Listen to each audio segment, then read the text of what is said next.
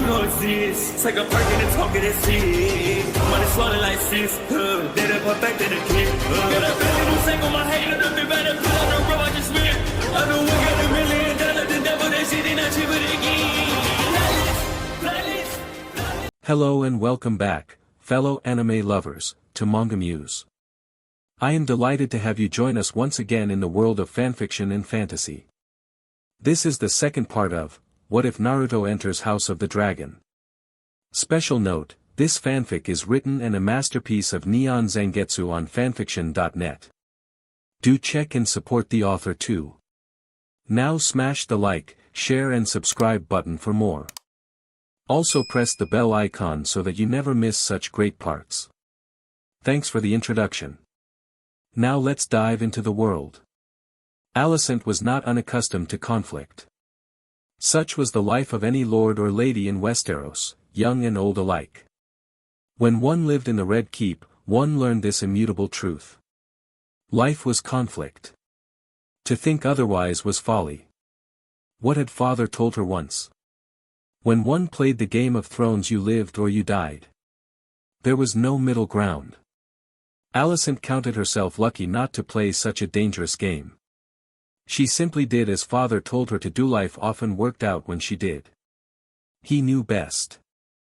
And yet she found herself beginning to doubt as of late. For you see, father had asked her to watch Naruto. To observe this new boy. Spy on him, and observe his comings and goings, then report back to him. She suspected why. Because was at odds with the king. Not Naruto, father. She'd heard the two of them quarreling horribly just the other day about the very same boy. He is a danger. Enough, Otto. I will hear no more of this. Alicent shook her head to clear the memory, kept walking, alone with her thoughts, well, not as alone as she would have liked. She could see Naruto a few paces ahead of her, lingering in the hall. The moment she saw him she darted behind a pillar. He was talking to a servant, a young boy with a shaven who hadn't yet seen his 7th year by the look of him.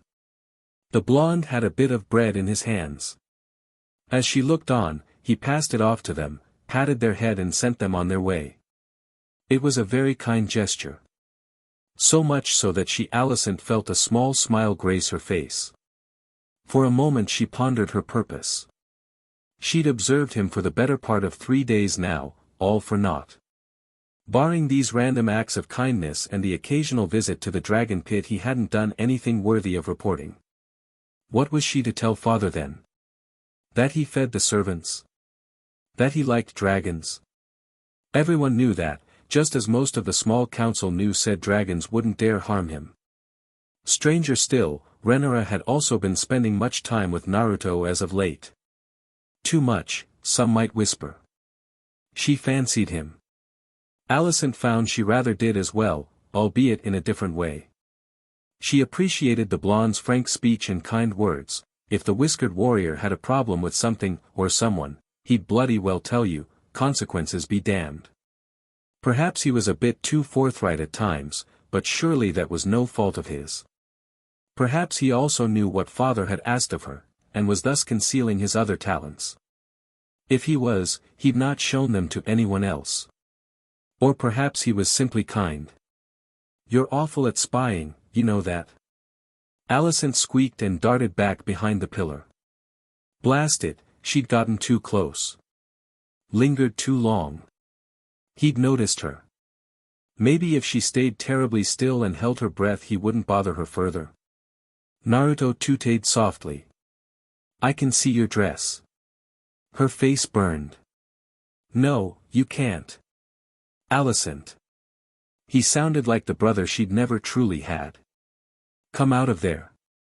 Reluctantly, Alicent did as she was bade.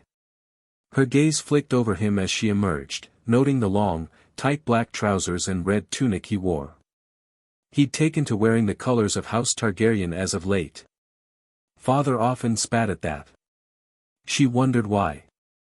Her gaze drifted higher now, noting the bandolier of knives draped over Naruto's chest. So many knives. He was armed to the teeth. She didn't miss the paired daggers in his belt. Strange. Those hadn't been there yesterday. A gift from Demon perhaps? Or Rhaenyra? There a reason you're following me? Her lips sealed themselves into a thin line. Nothing to say, he cocked his head and narrowed his eyes, reminding her of a fox. Fine. I'll do the talking. Why are you here? Alicent didn't respond to that inquiry. She dared not and so bit her lip instead. Naruto looked at her then, really looked at her, right through to her very heart. She quailed at the heat in his eyes. His gaze made her feel small, like he saw more than he should. She was wary of Naruto. She didn't fear him, not yet, but she found herself cautious all the same. Anyone who commanded such strength and power was one to be skittish of. At length, he cracked a smile and planted a fist on his hip. I'm not your enemy, you know. Wasn't he? Sometimes it felt like he was. Rhaenyra spent much time with him these days and less with her. She knew why even if Rhaenyra didn't yet. Your old man sent you to spy on me. It wasn't a question.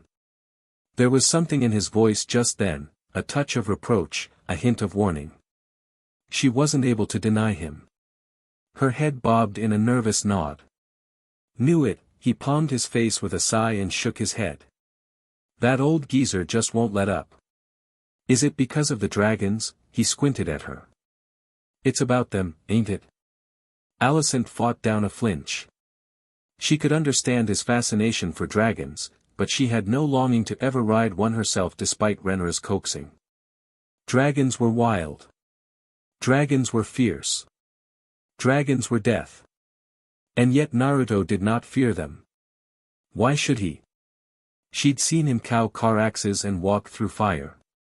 He was the unburnt dragon whisperer, some called him behind high back. Bold-hearted he might be, but not everyone was immune to fire as he was. Perhaps that was what father feared, that he would walk down into the dragon pit one of these days and emerge with a mighty dragon of his own. It was something Rhaenyra had mentioned more than once. A passing joke, or so she'd said. Alicent didn't think it was a joke at all. For a wild moment she actually imagined Naruto sitting on the back of some dread dragon, Vagor, or worse. Are you afraid of me? The sudden inquiry caught Alicent flat-footed. Panic bleeded through her. She mustn't answer that question. Naruto chortled a lit. You can talk, you know. I'm not gonna bite. Are you afraid? When she nodded, his face crumpled a little. You shouldn't be. Easy for you to say, here at last her tongue betrayed her. You don't fear anything. Your body is born from fire. For some reason that amused Naruto. He barked a laugh. It really isn't. I'm flesh and blood, just like you. She firmed her lips and lifted her chin. I very much doubt that. Have a look. He held up his right arm. See? It blazed gold with black marking before her eyes, causing her to recoil for a moment before she mastered herself. It's harmless. He waved said arm and the fire stopped just shy of his shoulder, shimmering softly. Don't be afraid. He offered her his golden arm. Go on, touch it. You won't be hurt. Hesitantly, she did so, first tugging at his sleeve, then his arm entirely. Slim fingers furled around his wrist. It was so very warm. Like she'd placed her hands in sunlight. She found herself lifting his arm, peering at it, trying to understand it. She failed utterly. What are you? Just your friendly neighborhood shinobi. Make your own future, Alicent. He extinguished his arm, pivoted, planted both hands in his pockets and walked away from her. Live your life. Live it well. Do what you want, with who you want or don't. It's your choice. He left her with those words and the fading sound of his footsteps. The dragon lifted its head. It had his scent, it smelled him, now. Soon it would have its long-awaited feast. Soon. Soon. Rhaenyra found him not 3 hours later. Naruto sensed her before he saw her, and heard her footsteps well before that. He looked up from where he sat, whetstone in one hand, knife in the other. He'd gotten away from Alicent, poor girl, and found some peace here in the courtyard. It was the perfect place to enjoy the afternoon, the sun spilling down on his face, granting him some precious peace and quiet. Or so he'd thought. Did you need something? Not as such, she sat beside him with a wry smile. Enjoying the new knives? I am. He grunted and went back to sharpening them. They were fine tools. Rhaenyra had surprised him with the gift, throwing his thoughts awry. But they weren't muddled now. If anything, they were sharp. Very much so like the knives he was working on. Otto was watching him, was he? No surprise there. The man was paranoid. He'd never understand the good of the realm nonsense. Right now, he was more worried about that sly little smirk Rhaenyra wore. I wanted to tell you of the tournament. Right. He quirked a blonde brow at her. When is that, again? Tomorrow. Her head bobbed. Uncle Demon is favorited to win it. Of course he is, he rolled his eyes in mild amusement. But why remind me? Kurama chuckled darkly, isn't it obvious? Sure enough, Rhaenyra stared at him until with that pointed look of hers until he understood. He reared back a little. You want me to compete in the joust? No, no, no, he wagged a finger at her. Do I even need to tell you how much of a bad idea that is? Not in the joust, then, she tossed her head and tucked a strand of pale hair behind her right ear. Perhaps in the grand melee. Ah. He knew what she was getting at now. Bah, he elbowed her. You just want to show me off. She grinned. A little, perhaps. More than a little. She was working her way up to something. Naruto put the thought from his might and went back to sharpening his knives. You have great power and strength. Rhaenyra left him to it, but she didn't give up either. He could still hear her as he worked. The lords of Westeros don't know you as I do. She laid a hand on his arm and he looked at her. Let them see you. Let them know you as I do. It would go a long way to quelling doubt, if nothing else. So you want me to get myself involved in a fight? Demon wants to win, a wry chuckle escaped him. He won't like that. Like what now? The man in question swaggered really, into the open room, one hand in his belt and a smile upon his face. That keen gaze of his flitted down to the daggers and the whetstone, the moment it did, his smile gained a wry smile. He muttered something in Valyrian, not much but enough for him to catch the gist of it. Rhaenyra's lessons paid dividends there. The fox sharpens his fangs, I see. Yes, he does.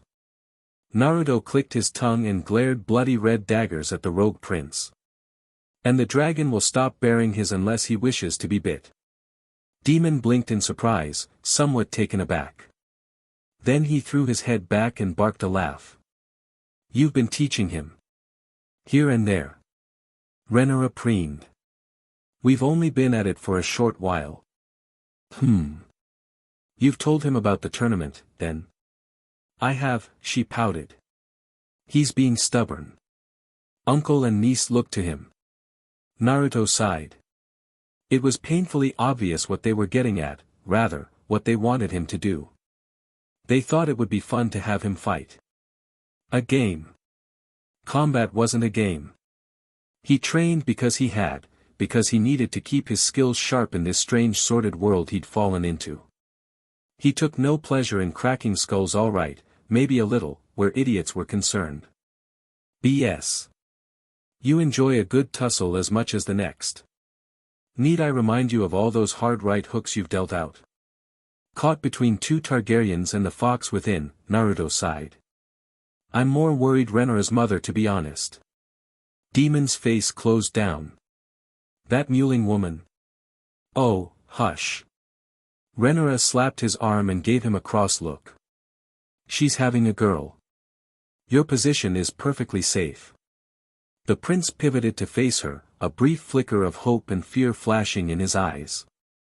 And you know this how?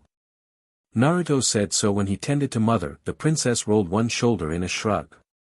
She also told us not to tell anyone. Naruto chided her. My mother, my secret. Apparently. Tension gradually bled from Demon's face as they squabbled, replaced by something else. You plan to fight, then? Naruto blew out a breath. He supposed they were going to press the issue. Rhaenyra did have a point after all. Against my better judgment. You're a quick little thing, her uncle clapped him on the shoulder. If things go south you can run back to the royal chambers, tend to her, and make it in time for the lists. He didn't miss the way his hand tightened ever so slightly against his collarbone. I'd relish the chance to test myself against you in a proper fight. A blonde brow quirked his way. Even if I knock you on your arse again? Rhaenyra muffled a giggle behind her hand. He certainly has you there, uncle. Demon scoffed, undeterred. Even so, he looked between the two of them and winked. I'll leave the two of you to it, then. Do try to behave. His piece said, he left as quickly as he'd come, whistling under his breath. Naruto noticed a slight spring in his step, one that hadn't been there before. It seemed the news had lifted his spirits a little. Maybe telling him had been the right decision after all. He hoped it was. Choices like the one they just made had a nasty way of coming back to bite you. Rhaenyra watched him go with a curious smile. He seems fond of you. I dare say you're a good influence on him. Naruto sighed. And he's a bad one on me. Speaking of fighting, he scrutinized her for a long moment. Well, if she was going to press him to fight, then he could do the same to her. Do you? A blink. Do I what? Know how to fight, he said. Me? She reared back, startled by the sudden inquiry. I don't, no. Naruto inhaled a deep breath and took the plunge. Would you like to? Rhaenyra's face lit up, his vision tunneled, and for a appealing, blinding, breathless moment nothing else existed. Her smiling visage was all he could see. In that instant she ceased to be a princess, or even a Targaryen. She was just a lonely girl, wanting someone, anyone, to pay attention to her. When she finally spoke, her voice sounded terribly small. I'd love to. He wanted to see that smile more often. Hope you know what you're getting into here. So did he. I'll warn you now, I'm not a very good teacher. She seized his hands with hers. Any lesson will do. Yup. No use. He'd caught her eye. There'd be no getting away from her now, he knew. Well. His gaze flicked up and down the length of her, considering his options. Small, slight, nearly of an age with him. No large blades or axes for her, not that he knew how to use either. Daggers, maybe? He knew how to use those and she'd gifted him a pair. Ah, but he was getting ahead of himself. We'll start with hand-to-hand combat, he decided. Her eyes danced with delight, an impish grin showing through her teeth. I look forward to your instruction, sire. Why did I let you make me a knight again? He laughed ruefully. No, never mind. You going riding on Syrax after this? That was my intent. Something tugged at his heart. Must be nice, having a dragon to call your own. You might want to hold off on that for today. Why? She tilted her head. It's just a bit of training. I doubt I'll be tired. You say that now, but you might end up cursing me by the end of this. He certainly had when Jiraiya started training him in earnest. If you really want to learn how to fight, it won't be an easy road. How so? Well, he scratched the back of his head, when I do something, I do it all the way. Also, you're gonna be sore. Naruto wasn't wrong. Come the next morning Rhaenyra wanted to bite him. Because you see, she woke to utter agony. Every fiber of her being ached as she dragged herself from her bed, she hurt in places she didn't even know she had. Her muscles locked up with every step, and it was only an ironclad sense of self-control that allowed her to put one foot in front of the other long enough to stand on her own 2 feet. Already she could feel the beginnings of a bruise beneath her ribs where his fist had found her yesterday. Only a day of this and she wanted to cry. How did Demon train like this? Madness. Small wonder he was so strong with a regiment like that. Yet was it not worth it, to have a skill of her own? Rhaenyra paused before her mirror, considering herself. She looked terrible. She felt worse. But pride burned within her brst all the same. She was learning. Not just a means to defend herself, but a way in which she might carve out her own destiny. After all, if father didn't have any sons, then Demon would remain his heir, leaving her free to be whatever she wanted to be. She had no longing to be some humble lady. She longed to be a warrior, a fighter, like the Targaryens of old. The thought filled her heart with more than a little pride. A knock on her door shattered it. Rhaenyra tensed and drew her gown a little tighter, reminded of Otto's intrusion not a fortnight before. Who goes? The Lady Alicent Hightower. Came the Kingsguard's voice. Shall I admit her? You may. The door creaked open and there she was, her dearest friend. Ah, she was wearing the white dress today. It would match nicely with her red gown she'd chosen for the occasion. You've slept in. She took one look at her and sighed at her sorry state. The tourney's due to start in an hour.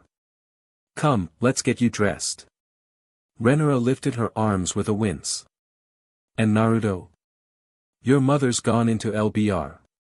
Alicent whisked past her, comb in hand, and began attacking the knots in her hair with ruthless dispatch. He's tending to her with the maesters.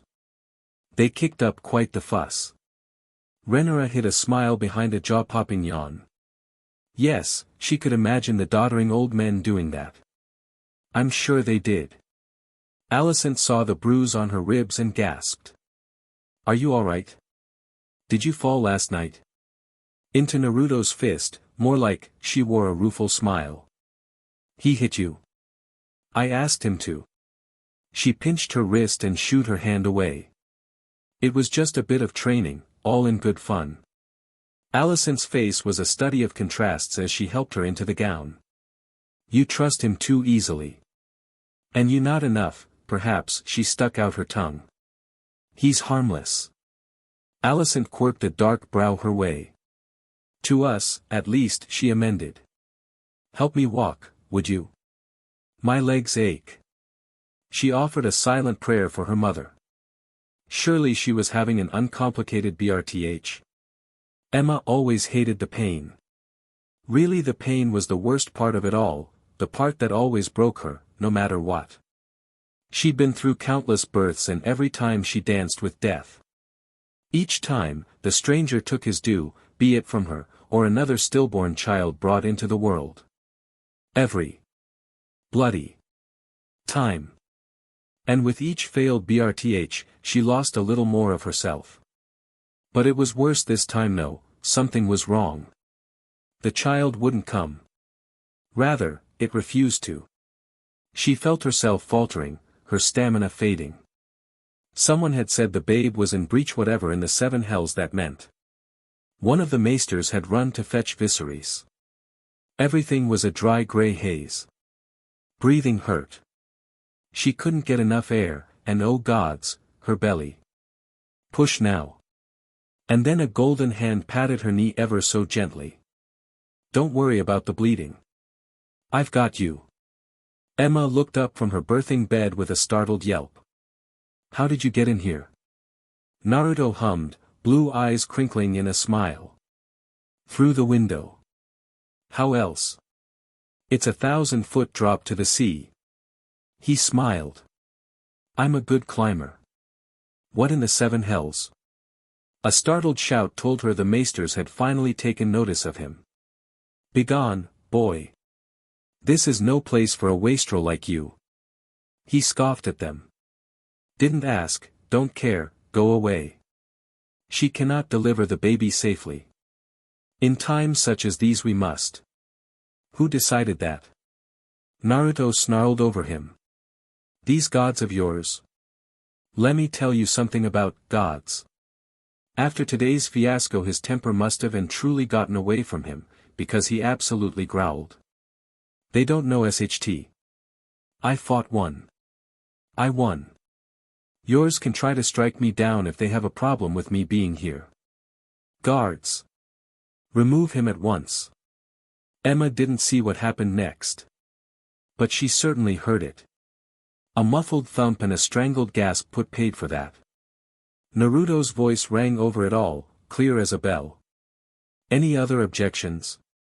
Emma slumped back in her bed with a tired smile. Clever boy. Witty boy. Loyal and dutiful. Perfect for her Rhaenyra. He could be fighting in the tournament, winning names and glory. Instead he'd raced right to her side like the son she'd never had. She tried speak to him, to thank him, to say something, anything, only for a fresh spasm of pain to arch her back. It hurts, she hated how weak she sounded in that instant. I'm in pain. I know, he soothed, I know you are. It's all right. I'm here. Breathe. She grasped at his hand. If it's a girl. Pretty sure it's going to be. Gods be good. She wanted to weep. A faint keening noise escaped her lips. No more. I can't do this anymore. You can. Naruto grabbed her hand and squeezed until she gasped.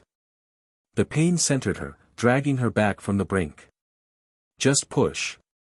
Let me handle the rest. He sounded worried. That was a bad sign. She felt so very weak. He could heal almost any wound, but no man could revive the dead. Not even him. Keep your eyes open. She squeezed his hand back and managed a tremulous nod. The golden boy let go of her hand, knelt, and pulled her legs apart. She couldn't see him beneath her gown, but she didn't have to, his entire body was glowing now. He shone like the sun itself and his eyes they were red and slitted, like the gaze of an ancient dragon. A strange scent filled the room. She wrinkled her nose against it. One of the maesters must have soiled themselves. How foul. And then. Push. Emma did. With every fiber of her being. She felt something tear loose inside her and her shout became a scream. The door crashed open behind him to admit someone. Emma barely heard it. Because in that instant, a squalling little life entered the world. Naruto stumbled upright, looking terribly startled, clutching something small and pink in his arms. She knew. From the moment she heard their cry. She knew. One of the more forward-thinking maesters bustled over to help him swaddle the wailing child. Emma held her breath. Waited for the words to come, the words that she knew would seal her fate. It's a girl.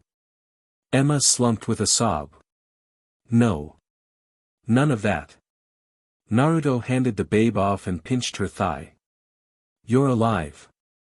Your baby is alive. Be happy. Stay awake.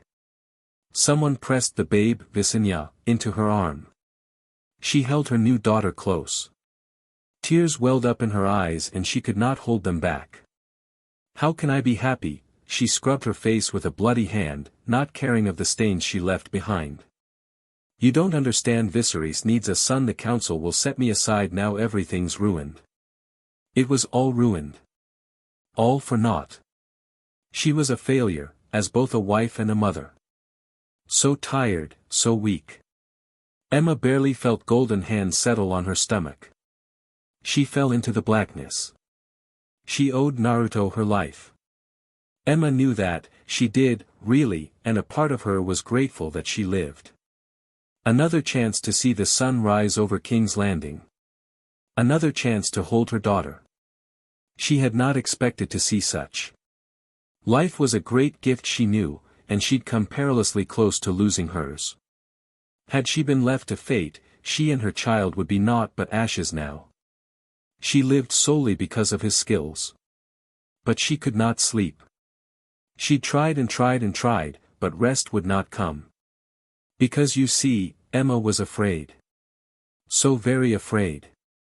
Afraid of being poisoned once again, afraid losing all that she had come to love, afraid of being set aside and plunging the realm into war. All this because she could not bear a son. Even now she dreaded the news that might come at any given moment, the declaration that she was no longer fit to be queen.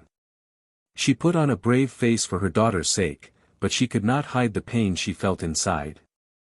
Maybe it would be better to take her life and be done with, to spare herself the pain. A mewling cry came from the crib. Emma leaned over it. Her child stared back at her. Little VERYYYY. Her healthy baby girl, the apple of her eye. Idly, she placed her hand in the crib and let her newborn daughter grasp at her finger. Precious child. Must protect her at all costs. She certainly had a strong grip. It took more than a bit of effort to pull her hand away, and it only made her child laugh. For a moment, the little girl almost seemed to glow gold. Exclamation point. Emma blinked fiercely. She was seeing things. Perhaps some essence of nightshade. Just a drop. Maybe it would be enough to help her sleep today. Sleep. She needed more sleep. Perhaps then the fear would finally let her be. The gods were not so kind. Her dreams were dark and full of death. The queen lives. 3 little words, yet they both freed and destroyed Viserys in the same instant. Oh, the news gladdened him, make no mistake. Words could not hope to describe his relief at Emma's survival. She'd borne him a girl. Another daughter. Healthy, hungry, and loud by all accounts. Little VERYYYY would be the delight of the realm, surely. And yet. He'd wanted for a son, been so certain this one would be a boy. The dream was clearer than a memory until it wasn't. Emma had said this child would be her last one. Viserys was inclined to believe her. This BRTH had nearly killed her. If Naruto had been there, if the bleeding hadn't been stopped, no, best not to think of that. Such way lay madness. He slumped in the Iron Throne, grimacing a little when it pricked his left arm again. Another bloody cut, another wound. It felt like everything was wounding him these days. With no sons born to him, Demon remained his heir, which should have been all to the good if the council didn't despise him. It didn't help that his younger brother was riding high after the tourney, one he'd won handily. Naruto had a hand in that matter as well. He'd been told Demon was quite thorough when it came to decimating his opponents. The name of one Kristen Cole came to mind. He'd beaten that hedge knight handily. Ah, but he digressed. First things first. Send him in. His loyal Kingsguard obeyed, and the grand doors before him creaked open as one. Naruto strode through them before they even finished parting, took one look at him, and walked his way. He looked more than a bit weary after so much time aiding Emma with her labors, but otherwise healthy. Perhaps it was for the best that he'd foregone fighting in the tourney after all. Had he been out there winning names and glory, his lady wife would have surely perished. I am told that you are to thank for the health of my wife and daughter. Gods, it felt odd to say those words, what they both knew. But there was an order to these things. There would be a celebration later, and rewards upon rewards heaped upon the young man before him. But for now, he wished to speak to him alone. You have my eternal gratitude, sire. Rhaenyra's whiskered warrior stopped just shy of the throne and managed a tired smile. I did my best. The ghost of a grin graced his weary visage. So you did. Looking back, there had been a moment, an awful moment, when he was certain he would lose Emma and the babe both. He would have made an awful decision. Killing one to save the other. And then where would he have been? Lost. Alone. The realm thrown into chaos. Such a dreadful thought, it threatened to drag him down even now. But he refused to let it. Emma was safe. Emma was alive. Emma would not die. She would want for nothing in the days to come, he would see to that personally. But why was the young man looking at him so? Is there something you wish to say? There is, the healer heaved a sigh, but I'm not sure how to say it. By all means, speak freely. I shan't take offense. Naruto took a deep breath to steel himself. Then he looked him square in the eye and destroyed him. She's afraid. Afraid? Viserys balked. Of what? That she'll be set aside or worse, forced to have more children. The words were a slap in the face. Who said such a thing? I'll have their tongue. She did. The boy lifted his chin and looked straight at him. Past him now, to the trio of Kingsguard between them. Do you trust these three? They are sworn to protect me. Are they? Naruto took another step forward.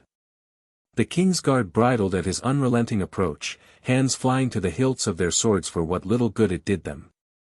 The blonde's body flickered a moment, then he was well past them, ascending the steps to the Iron Throne without missing a single, well step. Had he been an enemy, Viserys might have balked. As things stood, he merely quirked a brow and sat a little straighter on the throne. Odd. It didn't cut him this time. Mysteries upon mysteries.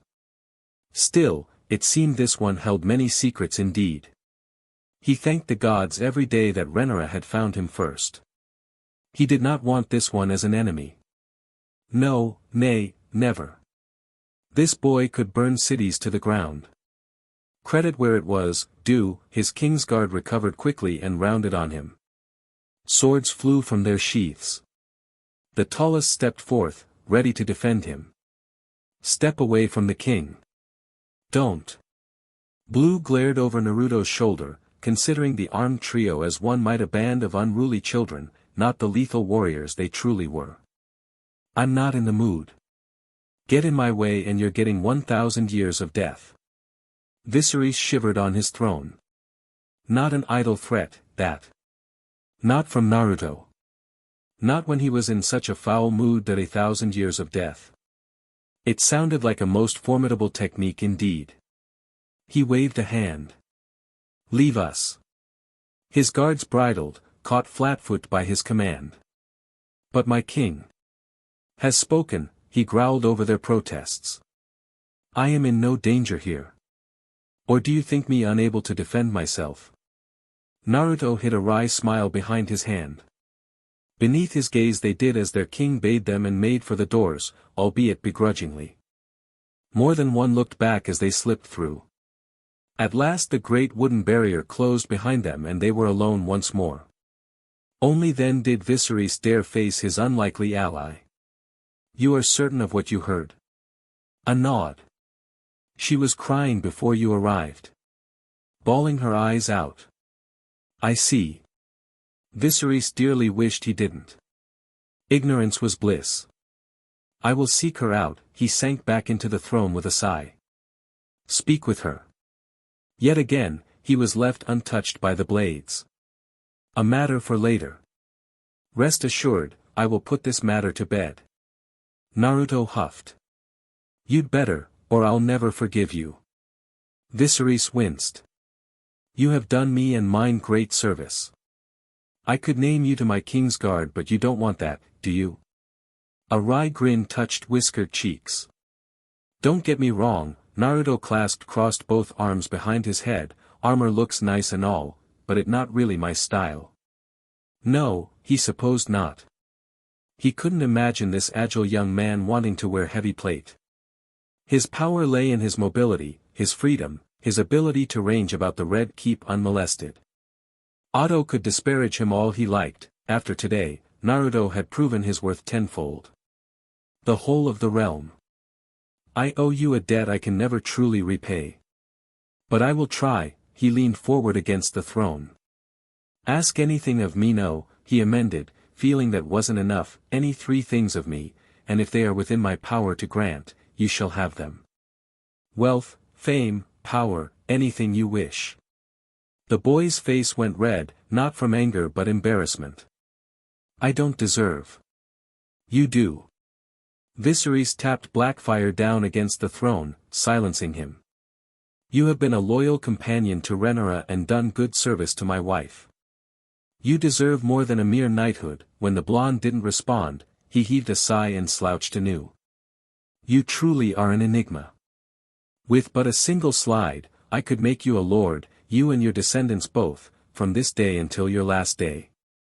And yet you hesitate. Is it humility, I wonder? Or something else? As I said before, I'd rather stay here in the keep. With Rhaenyra." Viserys caught the hint, even if the blonde before him remained blind to it. Rhaenyra had been positively gushing the last time she'd spoken of him.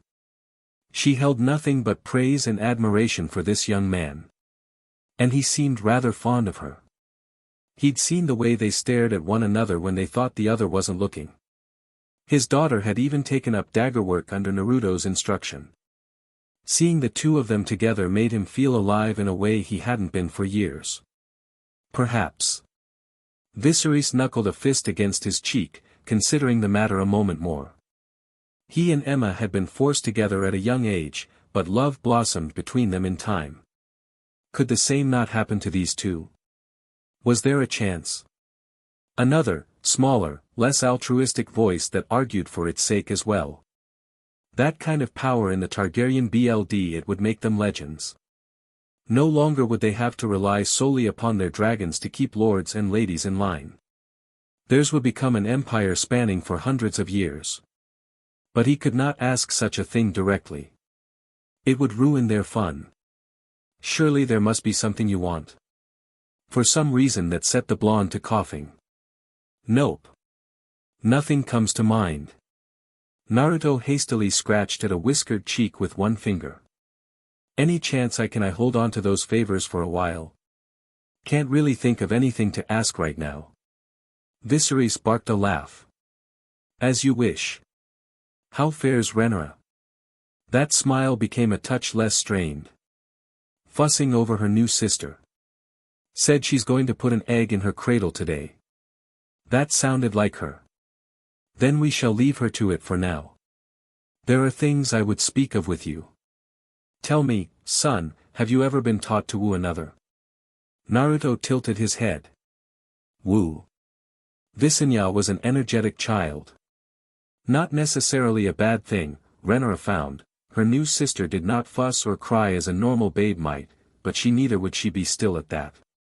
She always had to be moving and looking, holding on to someone, something, or barring that, being held. And her eyes. They were the brightest shade of rippling violet she'd ever seen. If Naruto was to be believed, and he was, he'd expended no small amount of energy to keep baby Visenya alive. It showed. She was out of danger now, and wild as a dragon. This girl was going to be special. She just knew it. Rhaenyra sighed. You're going to be a feisty little sister, aren't you? The babe burbled happily up at her as she set Dreamfire's egg in her cradle.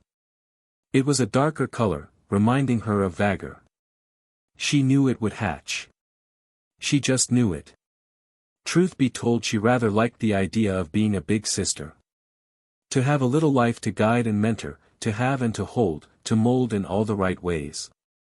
And she feared she might have to, if mother was sleeping all the time. Even now she was lounging on the bed only a few feet away, sound asleep. Essence of nightshade, no doubt. The door creaked open behind her, shattering that thought. Naruto eased his way into the nursery behind her, wearing a rather curious expression, something she couldn't quantify. He looked weary. She could see the dark circles under his eyes. When was the last time he'd slept? How much energy had he spent, ensuring her lady mother and sister would survive? The question troubled her greatly. He deserved a proper reward for that. Not empty promises.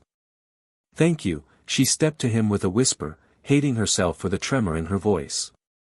For saving my mother. And my sister. His face grew a little warm under her gaze. It was nothing. It is not nothing. She grabbed his arm and bared her teeth at him like the dragon she was at heart. They live because of you. Never forget that. I haven't, he patted her hand, still gripping his wrist. Your old man promised me 3 favors for helping. His words drew a baffled blink from her. 3. But father was being generous. Didn't know what to do with them, he shrugged helplessly, drawing her attention once more. So I'm holding on to M for now. He wanted to make me one of his king's guard. Rhaenyra's heart leaped into her throat. No. He couldn't. But I declined. Naruto finished, quelling her frantic pulse. Not really my thing. Good, she hated how weak she sounded. That is good. You cannot be a king's guard. You are. He blinked her way. Mine. Oh gods, she'd nearly said the word aloud. Bad Rhaenyra. Down, girl. Control thyself. You are important, she said instead, looking away to hid her flush.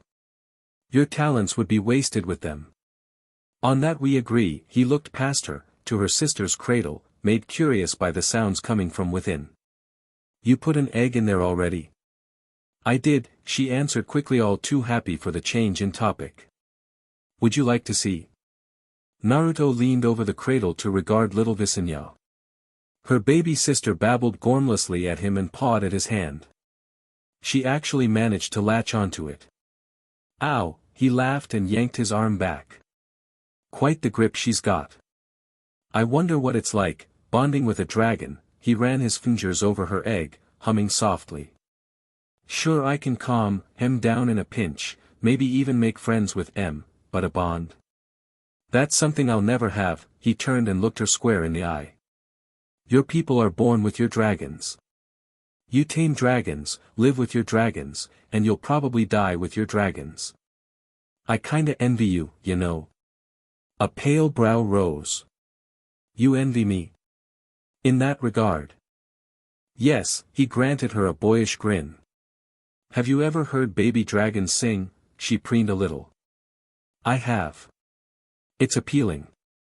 A series harsh cracks echoed in VERYYYY's crib. Rhaenyra rounded on the sound.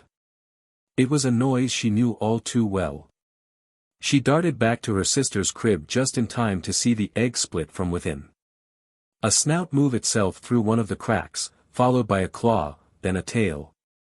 It struggled for a moment before Naruto took pity on it and gave the egg a solid tap with one finger. More cracks spread across the egg. The rest, as they say, was history. In short order a dragon fought its way free from the fractured egg and sprawled out in the crib beside little VERYYYY. Rhaenyra took a moment to wonder at it, for the creature's scales were a deep russet bronze, its eyes the color of finest rubies. She'd never seen anything quite like it. The hatchling only had eyes for her sister. No one else. Even now it curled up beside her sibling. It did not protest when little VERYYYY cooed and tugged at its tail. If anything, such an act only compelled the creature to curl tighter around her, furling her with its tiny wings as though to shield her from all the evils of the world. The VERYYYY took one look at Rhaenyra and warbled out a warning. Its actions amused her. Although it was much, much smaller than her, it actually dared to hiss. Ha! Naruto muttered. So that's what it sounds like. So young, and already so protective of its charge. VERYYYY would have to name it someday, when she was older. Until then it would remain nameless. Naruto dared to reach in for the little hatchling. It nipped at his finger, drawing blood. This didn't dissuade him, nor did he flinch. He simply reached in the rest of the way and ran a tan hand over its head. In a matter of moments it was crooning softly. A miracle girl, with her miraculous dragon. VERYYYY was going to be a very special child indeed. Emma groaned suddenly from her bed and Rhaenyra felt her smile sour. Blast. She hadn't expected mother to wake so soon. Hey, you're finally awake. Neither had Naruto at that, because he quickly left her side and toward hers. How are you feeling? Are you dizzy? Do you need anything to drink? A nod, and he pressed a glass of water to her lips. She drank greedily. Easy, now. Slow sips. You should have let me die yesterday, dear boy. She pulled back to look right at Naruto with haunted eyes. It would have been a kindness. The boy bridled. Death is never a kindness. She looked away from him, refusing to drink further. As you say, leave me. A host of curious emotions flashed across his face. Rhaenyra saw them all. Grief. Anger. Loss. Look at your daughters, he bit out the words at last. There's your reason to live. He whirled, marched to the door, flung it open and stalked out. All this in an instant.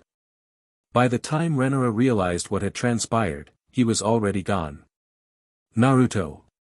She took a step after him, paused, then glared at her mother. Why are you being this way? He saved your life. Emma looked back to her, scrutinizing her face. A soft smile dawned. You're fond of him. Her nerves tingled. I don't know what you mean. Yes, you do. She scowled at her. No, I don't. Yes, mother hummed the first word, you do. The ghost of a smile tugged at the corner of her mouth. I can hear it in your voice. You just haven't realized it yet. Be good to him, won't you? He is strong, but his heart is so very fragile. What was she on about? Bah! Riddles and vagaries. Why was mother smiling at her in such a manner? Why was her heart beating so bloody fast?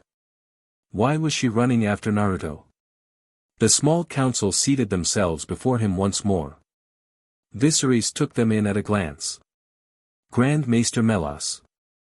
MSTR of Coin, Lyman Beesbury. MSTR of Laws, Lionel Strong. MSTR of Ships, Corlys Valerian. And of course, Otto Hightower. Demon was nowhere to be found, no doubt carousing in Flea Bottom with that woman of his. What was her name? Miseria? It mattered not. So long as his brother kept out of trouble. And then Otto stuck his boot right in it. Your Grace, he cleared his throat, then rallied. This is the last thing any of us wish to discuss at this hour, but I consider the matter urgent. His brow furrowed. He felt energized today, more awake than he'd ever been. More aware and far less patient.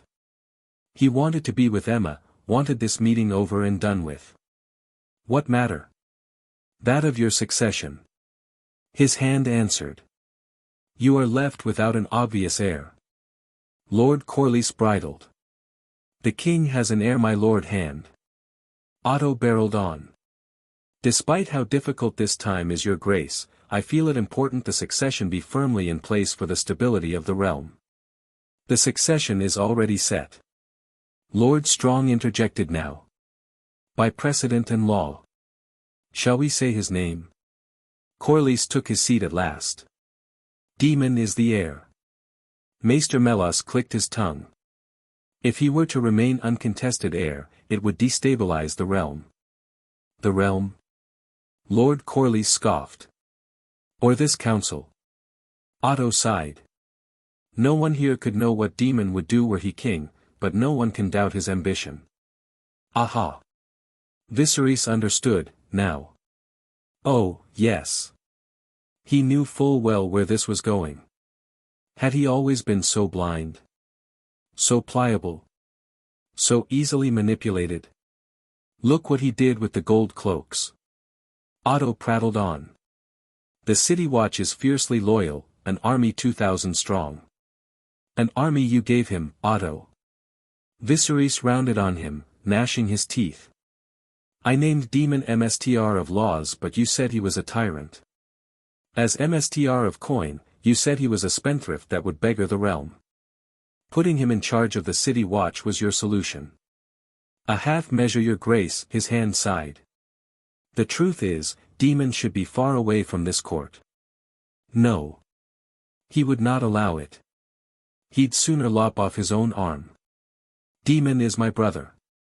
My BLD. He will have his place at my court. Let him keep his place at court, your great, Maester Melas rumbled. But if the gods should visit some further tragedy upon you either by design or accident. Design, he felt he could breathe fire in this moment.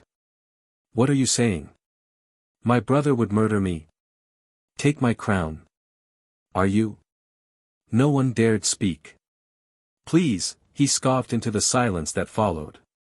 Demon has ambition, yes, but not for the throne. He lacks the patience for it.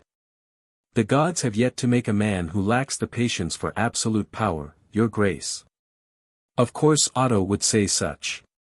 He couldn't attack Naruto, he didn't dare, not after today. Demon's position was not so unassailable. We must discussion the succession. Must we? Viserys felt the dragon stir in his chest. There is nothing to discuss. Demon remains my heir until such a time as a son is born to me. Under such circumstances, Lord Beesbury coughed into a fist, it would not be an aberration for the king to name another successor. Lord Strong quirked a dark brow. But who else would have a claim? Otto seemed to draw inward on himself. The king's firstborn child, Rhaenyra. A girl? Lord Strong became incredulous. No queen has ever sat the Iron Throne. That is only by tradition and precedence, Lord Strong. Maester Melas tried to interject, but the Lord of Harrenhal barreled right over him. If order and stability so concerns this council, then perhaps we shouldn't break 100 years of it by naming a girl heir. Demon would be a second Maegor, or worse. Otto burst out. Would he? Viserys saw his opening and took it. He seems much softened these last few weeks. I dare say Naruto's blunted some of his sharper edges. No use. Otto had a decidedly mulish look about him. He is impulsive and violent. It is the duty of this council to protect the king and the realm from him. I'm sorry, your grace, but that is the truth as I see, and I know that others here agree. Anger flashed through him again, and he found himself gripping the hilt of his dagger to still it. I will not be made to choose between my brother and my daughter. We are peace. I am not prepared to start a war where none is needed. You wouldn't have to, your grace. Lord Corley surprised him by coming to his rescue, or so he thought. There are others who would have a claim. Lord Strong barked a laugh. Such as your wife. The queen who never was. Rhaenys was the only child of Jaehaerys' eldest son. Corlys snarled back. She had a strong claim at the Great Council. All here know this. And she already has a male heir. Otto laughed bitterly. Just moments ago you announced your support for Demon. If we cannot agree on an heir, how can we expect the realm to? Enough. Hold a moment. Why did his hand hurt so much? Viserys looked down to find his fist gripping his drawn dagger, Valyrian steel sheathed within the table, buried to the hilt. When had he drawn it? All looked to him. For the first time, he saw fear in their eyes. Fear not for him, but of him. This was it. His moment. Valyrian had chosen him all those years ago for a reason. Even near death, the Lord of Dragons had seen the fire in him yet. It roused now and bared its fangs at the vultures before him.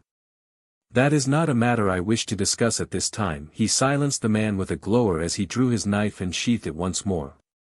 My wife just suffered a difficult BRTH. She needs rest, not needling to breed again. Because of that boy. Careful, Lord Corlys. He rounded on the speaker. As far as I am concerned, this boy you speak is as family to me. I will not let you speak ill of him. The Lord of Driftmark lifted his chin in open defiance. You show too much favor to him. And you not enough, he retorted. The boy possess extraordinary gifts. I would keep him close. Lord Strong sniffed out his intent. You intend to have him wed? I do. To whom?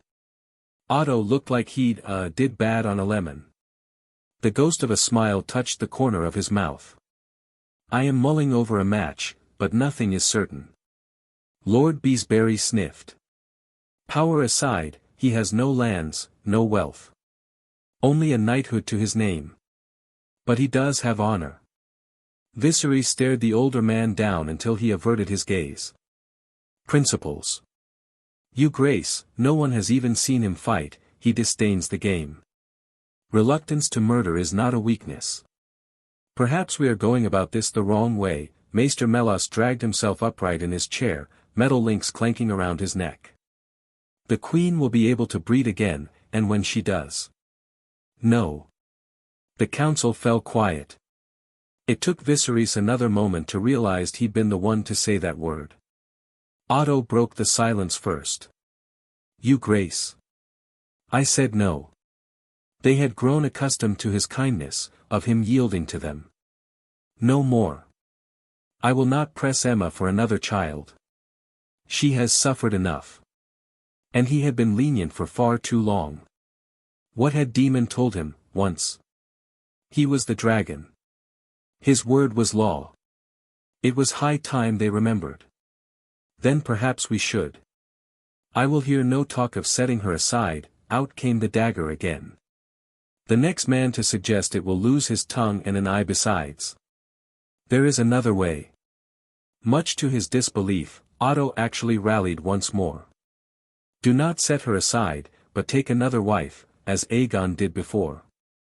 The sheer audacity of it silenced Viserys outright, leaving his tongue heavy in his mouth.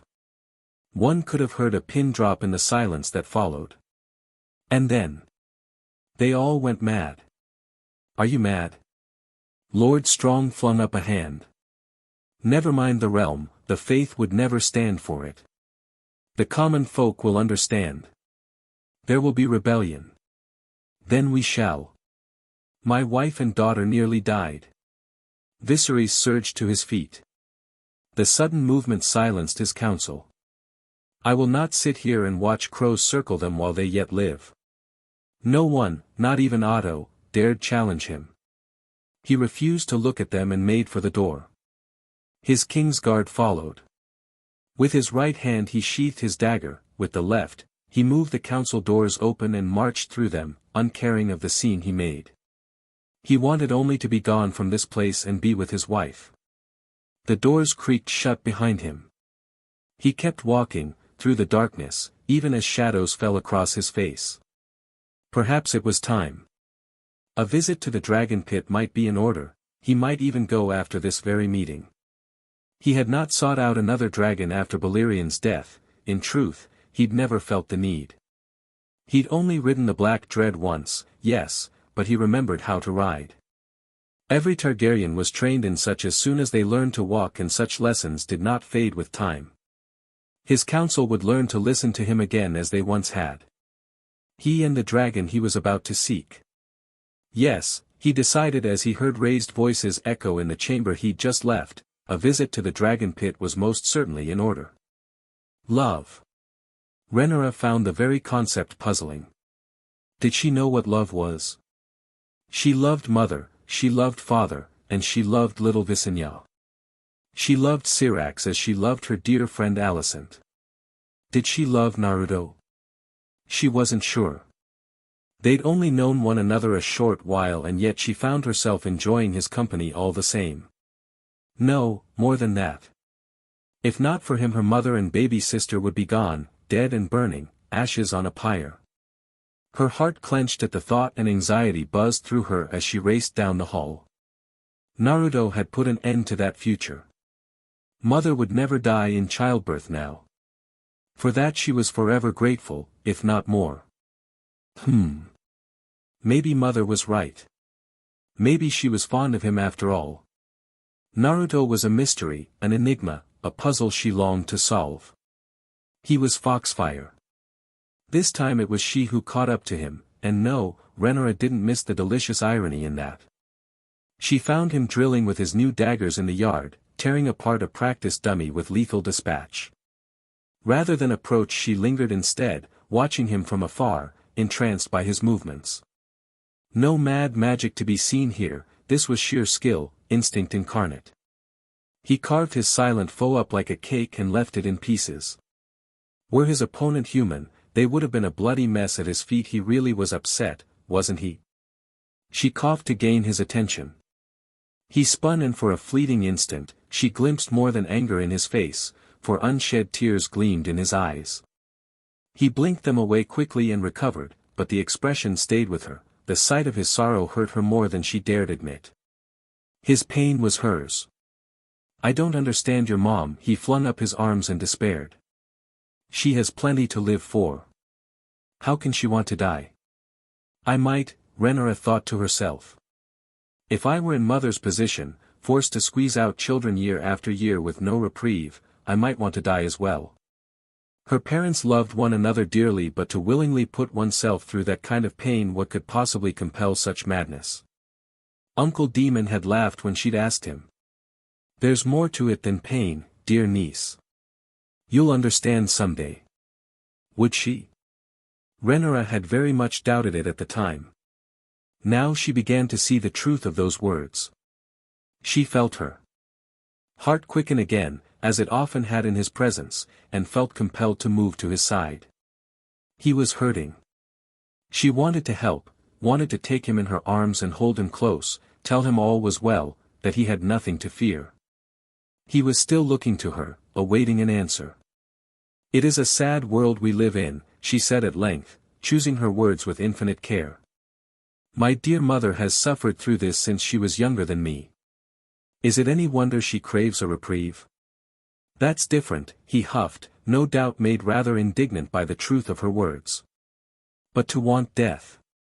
No more of this. She couldn't bear to see him in pain anymore. There was only one thing for it. Sit. She gestured to a nearby wooden bench. He squinted her way.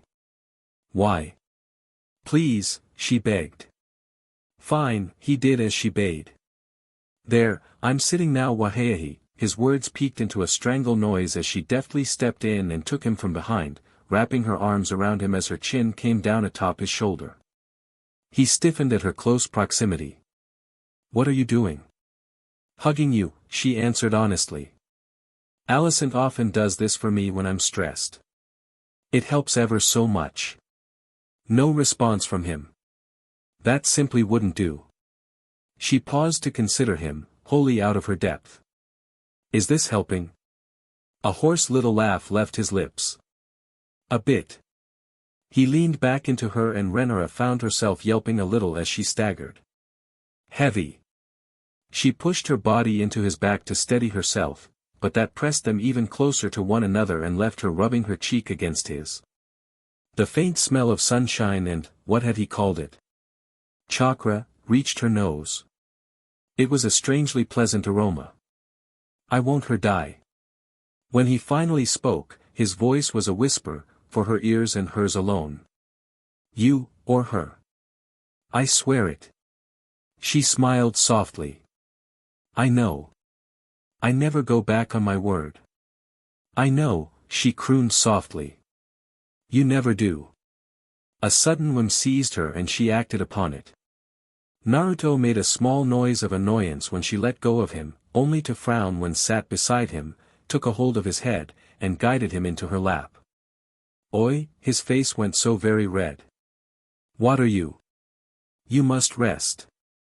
She began to slide his hair with one hand, uncaring of which she might see. Let the fools state. Let them gossip. Let them whine and cry and PSS and MMM at what they believe to be an indecent act. She was a dragon. Fire and BLD were her words. She cared not for what the sheep thought. They were all so small to her she barely even noticed them. Naruto tried to rise. Rhaenyra knew she had no hope of wrestling him back down, not with his strength, and so she hissed at him instead. No, she glared violet daggers his way. You've been running yourself ragged since yesterday. Sit with me a while, my knight. Rest and recover yourself. The storm will pass. When you wake, I wish to train with you. He bit back a yawn. Will you still be here when I wake up? I will. She laid one hand over his own. I promise. Gonna hold you to that. His eyelids began to droop. Within a matter of moments he was fast asleep. The cavern awaited. It called to Viserys, urging him down to its depths. And so the king walked forth, venturing into the mountain that was Dragonstone. He could feel it in his bones now, he was meant to be here. Perhaps he always had been, but had simply ignored the call. No longer. Down into the darkness he went, torch in hand, braving death and darkness for destiny. The irony wasn't lost on him. This might make a fine melody assuming he survived. Because the dragons awaited. He could hear them singing in the depths. Theirs was a song of fire and blood, a trilling primal melody that spoke to his very soul. It had occurred to him, in the beginning, that he might have brought Naruto to the Isle with him, the better to soothe any prospective partner they might stumble across. In the end he decided against it. Doing so would cheapen the act of bonding with any of the WRYMs within. He had to know if he could still do it after all these years. Claim a dragon. By himself. Alone. He was taking a mighty risk by doing this in the first place. Dragons were known to devour those they rejected. He'd left Demon at the cavern entrance with strict instructions. Who else could he trust with this, who better to ferry him to Dragonstone in the dead of night? Demon was loyal to him. He would not betray his trust, no matter what those on the council might think. If I am not returned by sunset, I am dead. Good luck, brother, he'd clapped his shoulder. Luck. Yes, this would take a great deal of the latter. Viserys began to sing an old Valyrian ditty under his breath, the better to steel his nerves as he descended deeper into the dark. Hopefully it wouldn't offend the dragons. Demon had always been the better singer between the two of them. Speaking of two wanted to bring Emma down here. Perhaps he would now that was fully recovered. She had Targaryen blood as well. It wasn't too late. There was still time. He could fix his mistakes. No, he would fix them. The House of the Dragon could yet be saved. After what seemed an eternity, Viserys felt the stairs beneath his feet and realized he was ascending. Climbing towards a flat platform. He could hear something breathing beyond it in the dark ahead of him. Something large. His heart began to hammer in his chest. Sweat beaded upon his brow. He laid the torch down and finished his song. A great shadow stirred. He glimpsed a tail coiling round the steps. An ancient rumble rattled the cavern, causing his very teeth to tremble in his jaw. And then the dragon sang a song of its own. Flame burst forth from its maw as it screamed, napalm bathed the ceiling, revealing the true bulk of the beast. At length the blaze died. The dragon swept its massive head down and Viserys found himself delighted, because in the light of his fallen torch, he recognized this beast. Vermithor. This was the Bronze Fury, riderless for 3 decades since the death of his lord-grandfather, Jaehaerys. Viserys had seen him many a time before as a boy, both up close and afar, as such he knew him by sight. Long had he hoped to find him down here in the depths, but never in his wildest dreams did he think he would encounter him so soon. Gods, how he had grown down here. He was larger. Large enough perhaps to rival even Vhagar herself if it ever came to a fight. His mate, Silverwing, was rumored to be down here in the Dragonmount as well. They never left one another's side. But it was not Silverwing he faced now. Now came the truest test of his mettle. The moment of truth. All or nothing. You know me. You know why I am here. There was no tremor in his voice. No. Not now. Nary this time. I am Viserys of House Targaryen, first of my name. He raised his right arm and gripped his wrist, forcing himself to stand his ground. Son of Baelor. Grandson of Jaehaerys, your last rider. Hearken to me. Vermithor's growl deepened, gaining a deep bass note. Viserys saw flame build behind those jaws, and his death in those flames. But he did not falter. To flinch now meant death. Still the fire built. Movement meant the end of him. Yet if he said nothing he would surely burn. Only seconds remained. Viserys could feel the searing kiss of heat on his face. He made his choice. "I am not your enemy," he shouted at him in Valyrian. Vermithor's fire guttered out slowly, almost reluctantly as he looked on. Viserys did bad in a sharp breath to steady his own heart.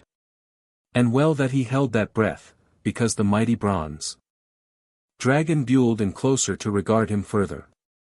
Its scaled muzzle drew back in a snarl, bringing the faint scent of sulfur. A single snap of those mighty jaws could bite him in two and there would be naught he could do about it. He snorted. Inhaled now, testing his scent. Gods be good, was he actually going through with this? Viserys let his arm fell and willed himself to be absolutely still. He'd taken his gamble, the slightest movement on his part might well spell death if he wasn't careful. He could see himself in Vermithor's eye now, his own reflection gazing back at him within that slitted, angry pupil. He took his chance, removed his glove, and laid a hand against Great Dragon's bronze snout, just beneath its leftmost nostril. "Please," he whispered softly to the dragon, not a command, but a plea. "Help me save the realm." The pupil dilated as Vermithor stared at him overlong. At length the dragon's angry growl eventually softened, becoming a softer, high-pitched trill as the king stroked his snout. Viserys knew that noise. He'd heard it once before when he was but a prince himself, when an ancient, dying dragon accepted him for its final flight. In an instant he was taken back to that fateful day, that moment. Now, just as Balerion the Black Dread had long ago, Vermithor the Bronze Fury bowed his head. Viserys finally dared to exhale and with it, he felt a burden lift from his shoulders. An exhausted smile stretched across his face. He'd done it. Grandfather's dragon had accepted him. He would not be riding Caraxes back to King's Landing with his brother, oh no. He would fly. Demon would laugh himself silly when he saw this. The small council wouldn't. This recent development would make them nervous. Otto perhaps even more so. Good. It was high time they remembered who he was. Naruto and Rhaenyra would probably be over the moon to see another dragon. Something else moved in the dark behind Vermithor. Without warning, the Bronze Fury nudged Viserys. As if it wanted to show him something. Not quite trusting his eyes, the king glimpsed another shadow in the dark. He peered into the gloom, wondering if he'd catch sight of it. Quiet suddenly, he saw her. Silverwing. Somewhat smaller than Vermithor, but no less dangerous for it, the former dragon of good Queen Alysanne nevertheless raised her head to regard him as her mate pushed him forward. He could see her wings slouched in the dark, scales shimmering in the fading torchlight behind her mate. Her long body was curled around something. Gods be good. Eggs. So many eggs.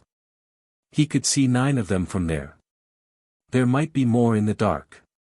Silverwing too, considered him for a long moment as though to say, well. Where is she? Where is your queen? Where is my next rider? Bring her hence. Viserys couldn't help himself. A disbelieving laugh burst from him. Soft and sharp, it echoed in the cavern. If he, a tired old king, could bond himself to a beast like Vermithor, then surely Aemma had a chance. Targaryen blood ran through her veins as well. And perhaps a mad idea was born. He must bring his family here. At once. The House of the Dragon would truly flourish once more. Naruto didn't like Ser Criston Cole.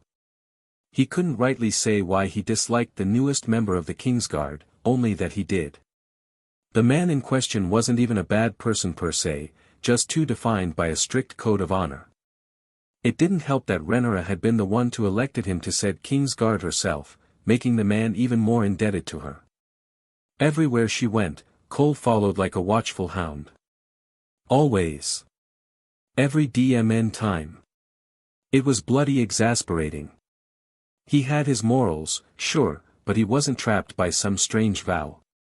Oaths and promises were sacred things, not meant to be soared lightly. Yet sworn them Cole had. He'd sworn and sworn and sworn. Time would tell if he kept them. He couldn't help but feel that Cole would falter when the time came. He seemed humble, but there was something inherently arrogant about Ser Crizzen that made him wary of the man. Even after Demon had knocked his Dornish arse to the dirt, that pride hadn't abated. Even now the man was shadowing him around the Red Keep as he looked for Rhaenyra, in part because he didn't know where she'd run off to either.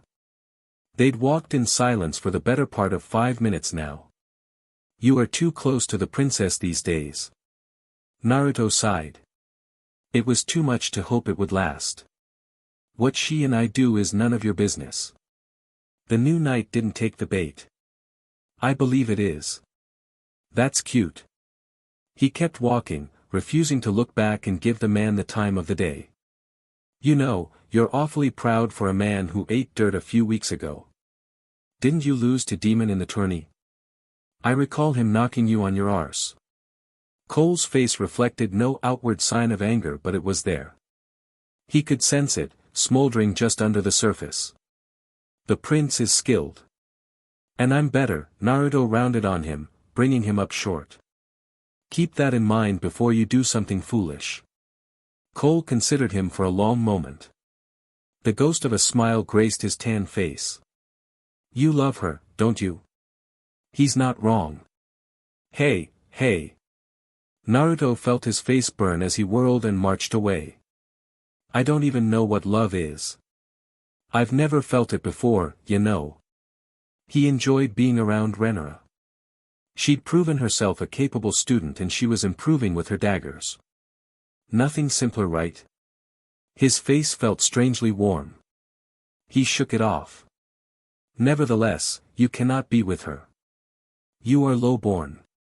Cole, the blithering idiot, actually dared to press the point as he followed. She is a princess.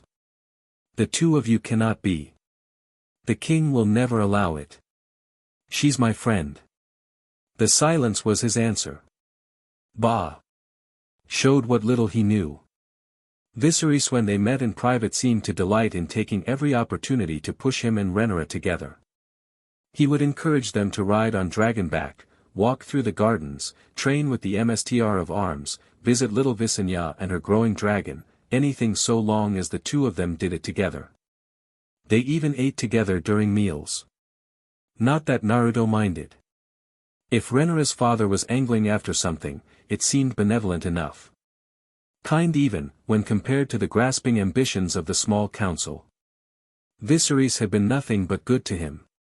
And this man, this up-jumped knight, thought he knew the king. Knew him. Knew any of this? Enough. His shot out, pulverizing a nearby pillar to powder. He heard the sharp intake of breath behind him. Cole had seen that. Good. Let him see and wonder, let him realize the perils of poking a fox. Ser Crizzen, the words were an angry rasp. You're making him angry. A scarlet eye peered over his shoulder. You wouldn't like me when I'm angry. Something rattled the red keep above. Naruto squinted toward the ope sky. A dark blur hurtled by, as fast as it was large. He couldn't see it against the sun. Another dragon? Just how many did King's Landing have? Much to his annoyance, Cole rallied and recaptured his attention. I have no quarrel with you, Ser. Only respect. Which is why I wish to warn you. Warn whom of what? Rhaenyra rounded the corner ahead of them, face carved from stone. Had she been eavesdropping? The argument must have distracted him, he hadn't sensed her. Oh, dear. She didn't look happy. There was a fire in her eye that he hadn't seen in a while. She didn't so much walk as she did stalk. She was wearing her dragon-riding leathers today and he immediately noticed the daggers in her belt. Good. He kinda liked that black outfit. Cole bowed his head. My lady, it is good we found you. 'Twould seem it was I who found you, she sniffed at him. There you are. Keen violet eyes found Naruto and her gaze softened. You're late. It time for practice.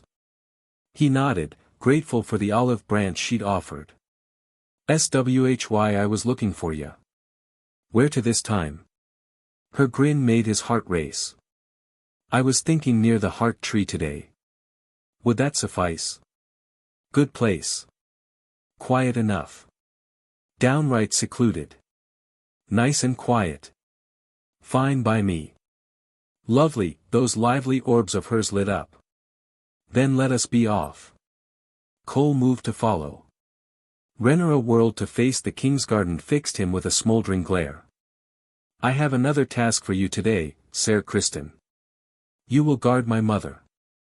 The former hedge knight made to protest, naturally. My lady, I don't think that would be a wise decision. It would be. Go, she commanded. Unless you think your talents are best suited to cleaning the privy for the next month. No, my lady. Good boy, she tooted, turned, and offered Naruto her arm. Shall we? Naruto couldn't help but smile as he claimed it. We shall. Arm in arm, the unlikely duo walked away.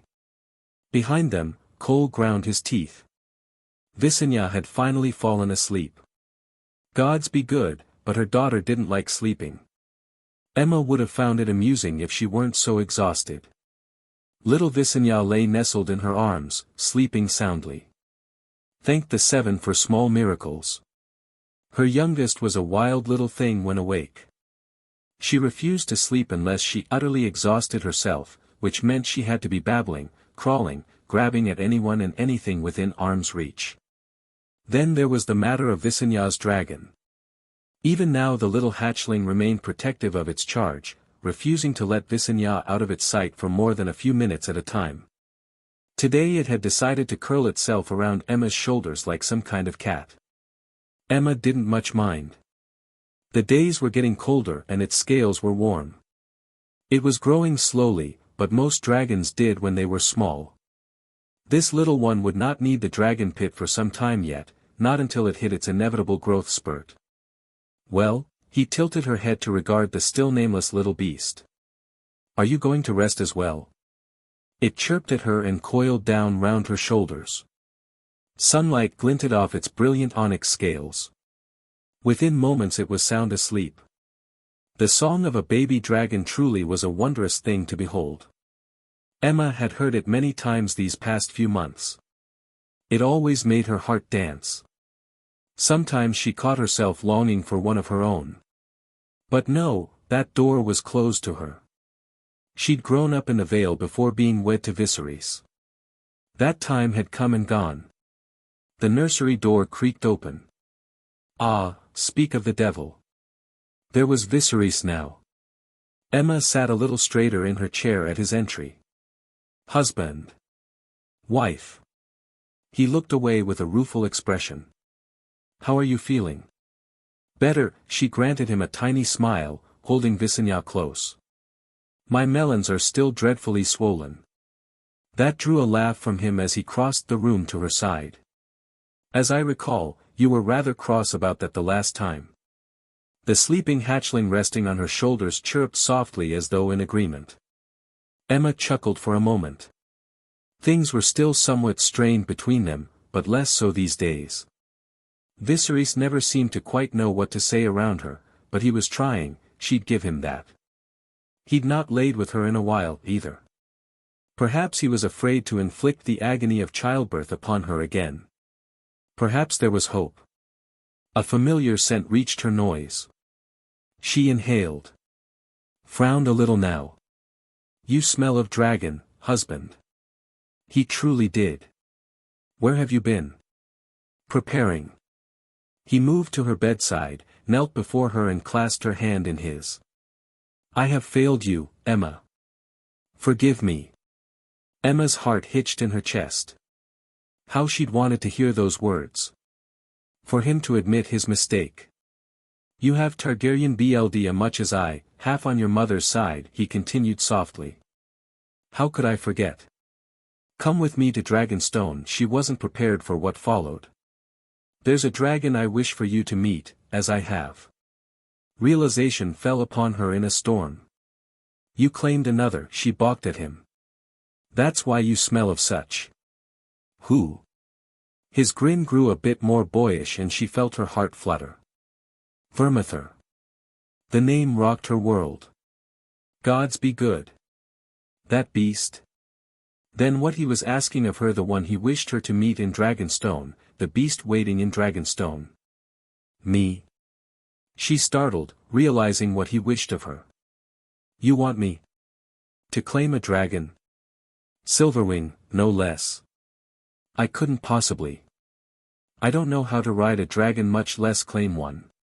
Viserys squeezed her hands. She will accept you, as Vermithor did me, I am sure of it. As you were sure I would have a son. Emma nearly said the words aloud. No, no, that was no fault of Viserys.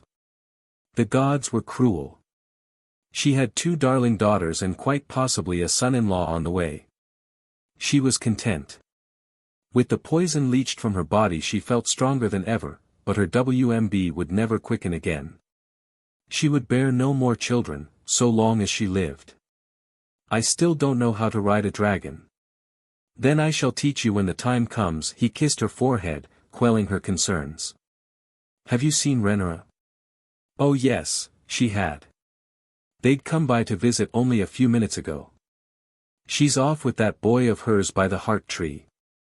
Emma laid her head on his shoulder. She loves him, Viserys. His smile grew a touch more rueful, fondly exasperated even. I am aware. She kissed his cheek. Then let your daughter follow her heart. She was getting the hang of this. Rhaenyra felt a grin flash across her face as she ducked a dagger and countered with one of her own. She didn't come anywhere close to hitting Naruto. He swayed away from her weapon all too easily, but the fact that she could react at all was a testament to just how far she'd come in such a short time. She took some small, petty pride in her knife work during these short few months. Perhaps it was wrong of her to do so, but she did all the same. Training oft left her sore, but she built her foundation well. These days she wielded her practice daggers well, not like a MSTR, but well enough. Not nearly well enough to beat Naruto. Shunting aside another move, the bemused blonde finally went on the offensive. A dulled blade struck her shoulder, delivering a stinging slap. Rhaenyra grit her teeth against it. Dead, her dueling partner sang. Her brow furrowed. Again. As you like. She slashed at his stomach, only for him to step aside and brain with a hilt as he walked past. You are dead. Rhaenyra yelped, still not quite used to the pain, and dropped her weapons. She bent to retrieve them, only to feel a dagger tickle the underside of her chin. Dead, he teased her, feigning an accent. Not big surprise. Bloody blasted blonde. She kick him in the no. Rhaenyra took a deep breath to steady herself. He wanted her angry. This was as much training for her emotions as it was her body. She wouldn't rise to the bait. He let her retrieve her weapons, allowed her fingers to curl around the hilts, biting into the loamy soil as they did. Rah! She flung dirt in his face. Good! He blocked her underhanded tactic with an arm, but his delighted cry startled her. That's the way. Fight dirty. Use every advantage you can. Like this. His daggers wove a web of steel between them, forcing her to retreat or risk another bruise. One couldn't truly block with daggers, and Rhaenyra certainly wasn't strong enough to, so she didn't even try. Instead she gave ground and let him have his way. He'd leave an opening eventually, surely. When he swept at her legs, she leaped back, lest she be knocked to the dirt. The moment she did, she realized her mistake. Her foot caught in a root and she pitched backward. Her shoulder hit the heartwood tree. Trapped. Naruto pinned her there with his body, hands spread on either side of her to hem her in. Gotcha. Heat flooded Rhaenyra's face and other places. Close. So close. Far too close. She wanted to grab him. Embrace him. Drag his face down to hers and melt into him. It would be so simple. No one was nearby. No one would see. And what if they did? She was a dragon, and she cared not for the opinions of the sheep. Her eyes flitted up to his lips. No. Bad princess. Focus. In the end, Naruto solved the matter for her. He let her go, paced away and flung himself down into the grass by tree's roots. Rhaenyra sat beside him. Something's wrong. Tell me. Naruto sighed. You already know. She did. Cole means well. Does he? Naruto looked up from where he lay sprawled in the grass. He's almost always near us.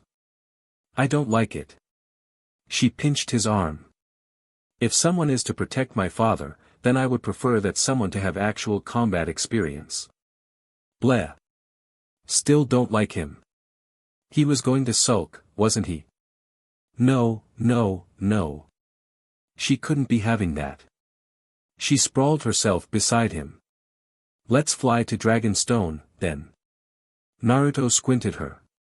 What brought that about? She squirmed a little under his gaze. You're feeling restless and I want to get away from the capital for a while. Is that so wrong? Those keen blue eyes regarded her for a long moment. He saw right through her as always. Did you and Alicent have another fight? No. Yes. Why? I just haven't seen you with her lately. Rhaenyra winced despite herself. I've been spending time with her. As much as you have with Demon. He quirked a blonde brow her way. Jealous? Of my own uncle? She scoffed. Hardly. They shared a laugh. It could be just the two of us. She reached over and laid a hand on his. No one need know. He rolled over in the grass to look at her. Rhaenyra found herself doing the same. A spark passed between them. Their fingers threaded through one another's only for them to look away, neither quite having the courage or the experience to act upon it. She didn't let go of his hand. Nor he hers. Despite their shared hesitation, she couldn't help but feel that some semblance of progress had been made. So Dragonstone then? Naruto nodded. Sure, why not? An excellent idea. A new voice chimed. Naruto jumped, but not as much as Rhaenyra. Father? Viserys sauntered toward them, grinning ear to ear, and looking strangely disheveled. As though he'd just walked through a windstorm. And what was that smell? Rhaenyra frowned his way. What has you in such a good mood? He smiled. It's a secret. We're alone here, you can tell us. Ah, but it wouldn't be a secret then, would it? He winked good-naturedly. Your visit to Dragonstone. I'll sanction it. We shall go together. All of us. You, me, your mother and little Visenya. And her dragon, of course. Naruto's brow shot up into his hair. Is that a good idea? Her father laughed. Otto can run the capital well enough in my absence. Naruto made a face.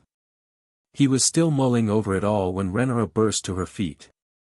You smell of dragon. A knowing glint gleamed in her violet eyes. You've been the dragon pit. Not as such, the king offered a rueful smile. Still, I wasn't aware I'd become quite so pungent. But that meant. You went to Dragonstone. Indeed I was. His smile gained a hint of pride. I'd like to bring you both. There's something I wish to show you. Rhaenyra exchanged a long, lingering look with Naruto. If you insist. Naruto shrugged his agreement. Should be fun. So it was decided. Once more, intruders had come to his isle, invaders unto his kingdom. The dragon could smell them, their scent was finally here. He lifted his head with a rumbling growl. At last. At long last. He would feed. Your Grace, I must voice my protest on this matter. Otto was opposed to the very idea, of course. Naruto wasn't surprised. Alicent's father was nothing like her, he had stood against him from the very first, against all he said, all he did, all he thought. Today proved no different. It didn't matter that the initial idea came from Viserys himself, or that the king had all but sanctioned it. No, no, no. He was going with them to Dragonstone, and because of that, Otto opposed it still. Voice it all you like. Viserys, bless his soul, didn't miss a beat as he lounged in his seat. This is not a matter for discussion, Otto. Where I go, my family follows. Ha! Bearded Bstrd looked like he choked on a lemon. That boy is not a member of the royal family. There'll be no more discussion on the matter. The king spoke over him, forcing his hand to be silent. We shall return within a week's time. There was a byplay to his words that hadn't existed prior, something in Viserys had hardened since the last small council meeting. Whatever it was, it made him far less susceptible to the whims and wishes of his council. He rather liked it. Until then, I leave King's Landing in your capable hands. No one else on the small council dared to object further, though there more than a few bleak looks shared between them. Vermithor roared in the distant skies high above, and to a one, they flinched. You shall rule the capital in my absence, the ghost of a smile plucked at the corner of Viserys' mouth. Or would you rather I leave Demon on the Iron Throne until I return? He tilted his head just so, mulling the idea over in his head, or perhaps pretending to. He is my heir, after all, mayhap he could do with a taste of ruling while he stays in the Red Keep. All the blood drained from Otto's face. That will not be necessary. Naruto didn't miss the ghost of a smile that passed across Rhaenyra's face, not the stricken look Alicent wore. A small part of him sympathized with the poor girl these days. Really? Kurama almost scoffed. I don't. He still did, if only because he recognized her plight. Rhaenyra's friend was torn between two worlds, caught between the wishes of her father and her own desires. He couldn't choose for her, just as he couldn't quite bring himself to hate Otto, although a small part of him almost wished to. Everything would have been so much easier if he could. Hightower kept prattling on about the good of the realm and its people, perhaps he even believed in it these days, had deluded himself into thinking he acted in the best interest of the Seven Kingdoms. Naruto didn't serve the realm. Nor the Targaryens, not really, despite what some might think. He served chaos. He went where he pleased, when he pleased, and to hell with the consequences. Chaos wasn't a pit, despite what Otto might say. It was a ladder. Many a man, and more than a few women, had tried to scale it in the past, tried to take advantage of what they saw as a weak king, but no longer. Anyone who tried to climb said ladder now was in for a nasty surprise, one full of fire and blood. It was a new age. Who knew what lay ahead? Viserys rose from his chair. I wish you good fortune while we're away. Otto watched door close with a weary sigh. The king had found his spine. Admirable, but unfortunate. Having a dragon only emboldened him. All the more. What a disaster. He cast a quick look at Alicent, only to find her hurrying after Rhaenyra. Useless girl. If this continued, he might have to take matters into his own hands. For the good of the realm. Please, wait. Against her better judgment, Rhaenyra didn't run away. Perhaps she should have, perhaps she might have spared herself some pain if she'd simply turned her back on Alicent Hightower then and there. Instead she slowed half a step and let her catch up. Naruto did the same beside her. She waved him on after father. For once he didn't argue with her. Not even a little. All to the good, that. She would have surely crumbled if he had. Good luck. He gave her quick pat on the shoulder and a commiserating bump of the elbow against her ribs. Then he was gone, leaving her alone to fight this, possibly her most dangerous battle yet. All told, she should have joined him. But she could not. Alicent was her friend, her dearest friend, her first friend, and she wanted to keep her more than anything. But she wasn't sure she could. Not anymore. Rhaenyra had known this moment was long in coming, she thought herself prepared for it. She was not. Here and now, when she stood before her, she froze. I'd hoped we might discuss your visit to Dragonstone. Pride reared its ugly head in her herd and Rhaenyra lifted her chin. There's nothing to discuss. Her heart tore even as she said the words, because Alicent actually flinched. Rhaenyra swore at herself. No. Bad tongue. Blast it all. She hadn't meant to say that. Rhaenyra, please. Alicent recovered and laid a hand on her arm. I don't know what's come between your father and mine, but this can't continue. The realm. The realm? Rhaenyra reared back like the dragon she was at heart, made incredulous by those words. Is that all you wish to say? I'm afraid I don't follow. She received a puzzled blink for her efforts. Was there something else you wished to talk about? Dirty little liar. She knew full well. About us. The flushing of Alicent's face was a fierce and sudden thing, her pale visage turned a lovely shade of red. She looked so vulnerable. Something in Rhaenyra's heart twitched at the sight. She wanted to take her in her arms and whisper softly in her ear, tell her it was all right and never let her go. Curious. She didn't suppress the feeling but rather filed it away for later. Come with us. She seized Alicent's hands in hers. Leave the capital for a while. A bit of fresh air would do you good. You'd enjoy Dragonstone.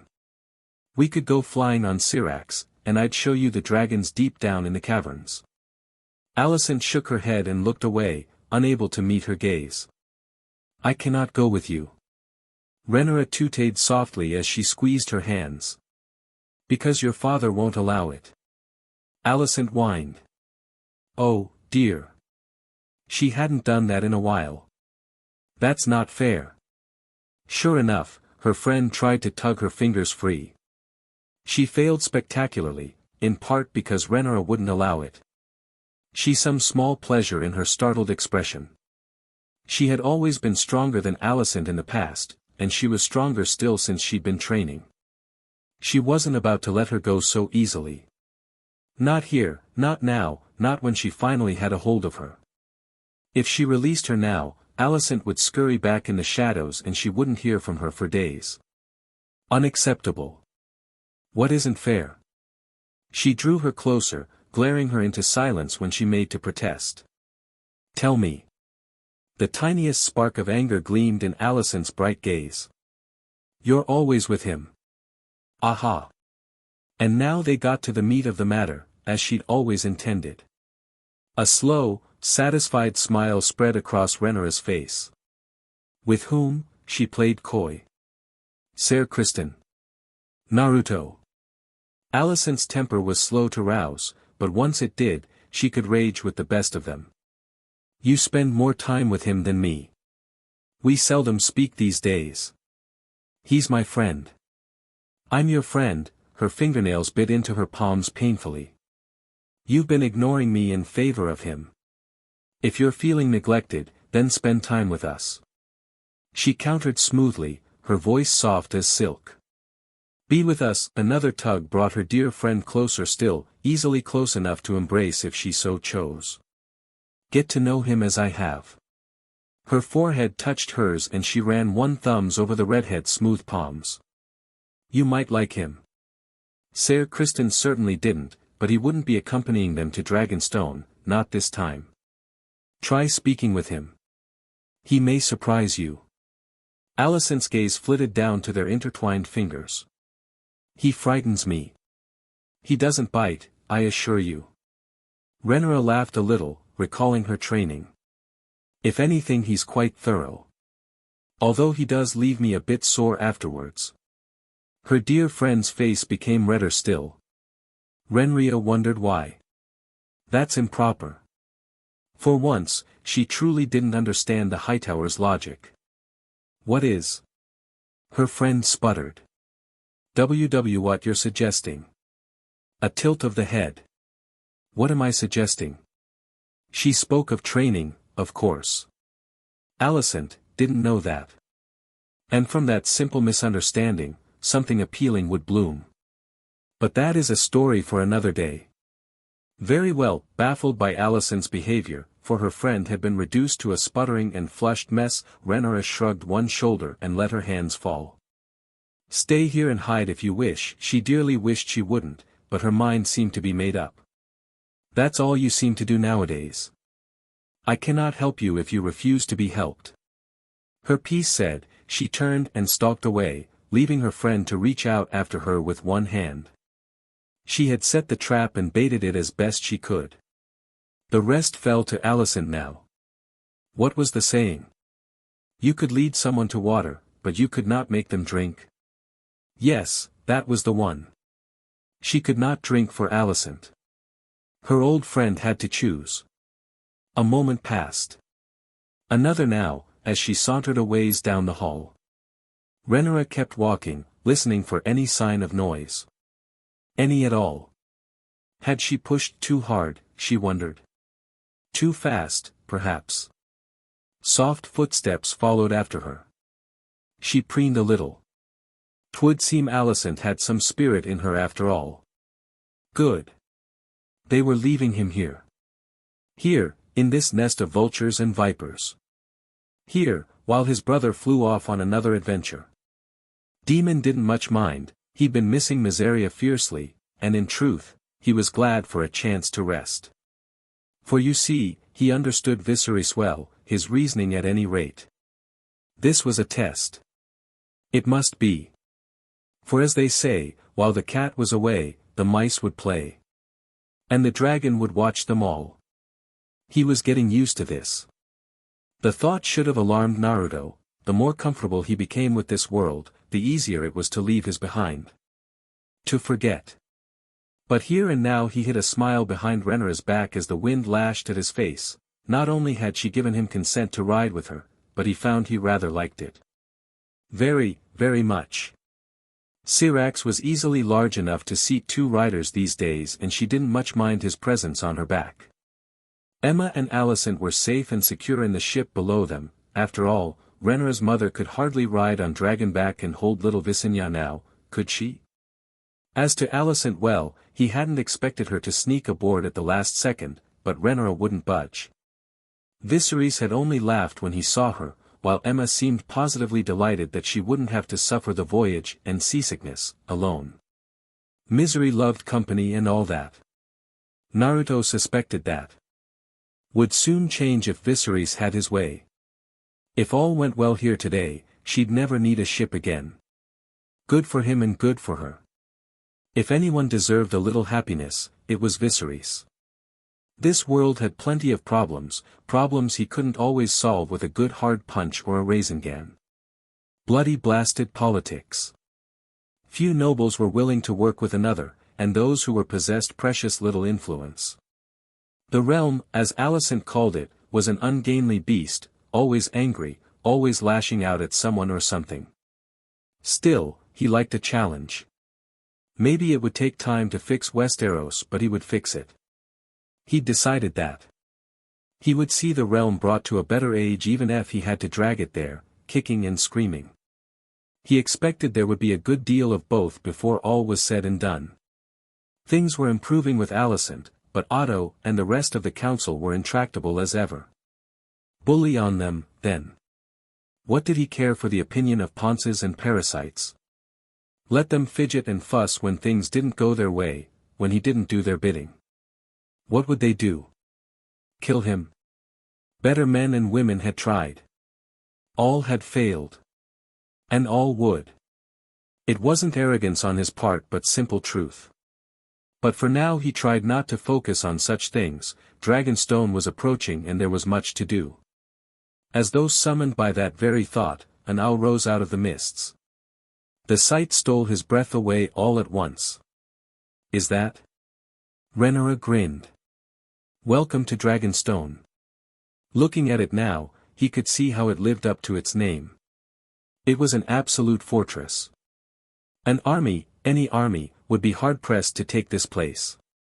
The narrow path leading up to the castle could easily be strafed with impunity from Dragonback, and those heavy wrought gates promised absolute murder to anyone foolish enough to try. Not that they would, of course. Who could be that stupid? Think of wars later. We've got work ahead of us. The sooner we get it done, the sooner I can stretch my legs. Kurama's words soon proved prophetic, for a swarm of frenzied activity followed their arrival. Landing the dragons proved easy enough. Vermithor was eager to find his cave and return to his mate, while Syrax claimed a sandy shoal on the shore for herself.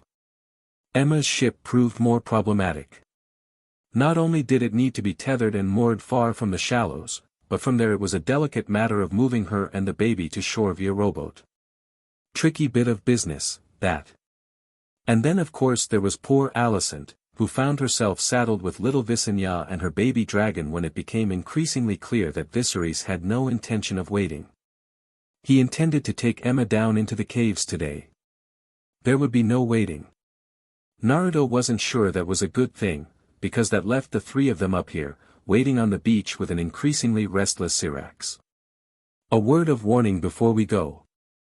Viserys clasped his shoulder. There is a beast that lurks on the southern side of Dragonstone, one best left alone.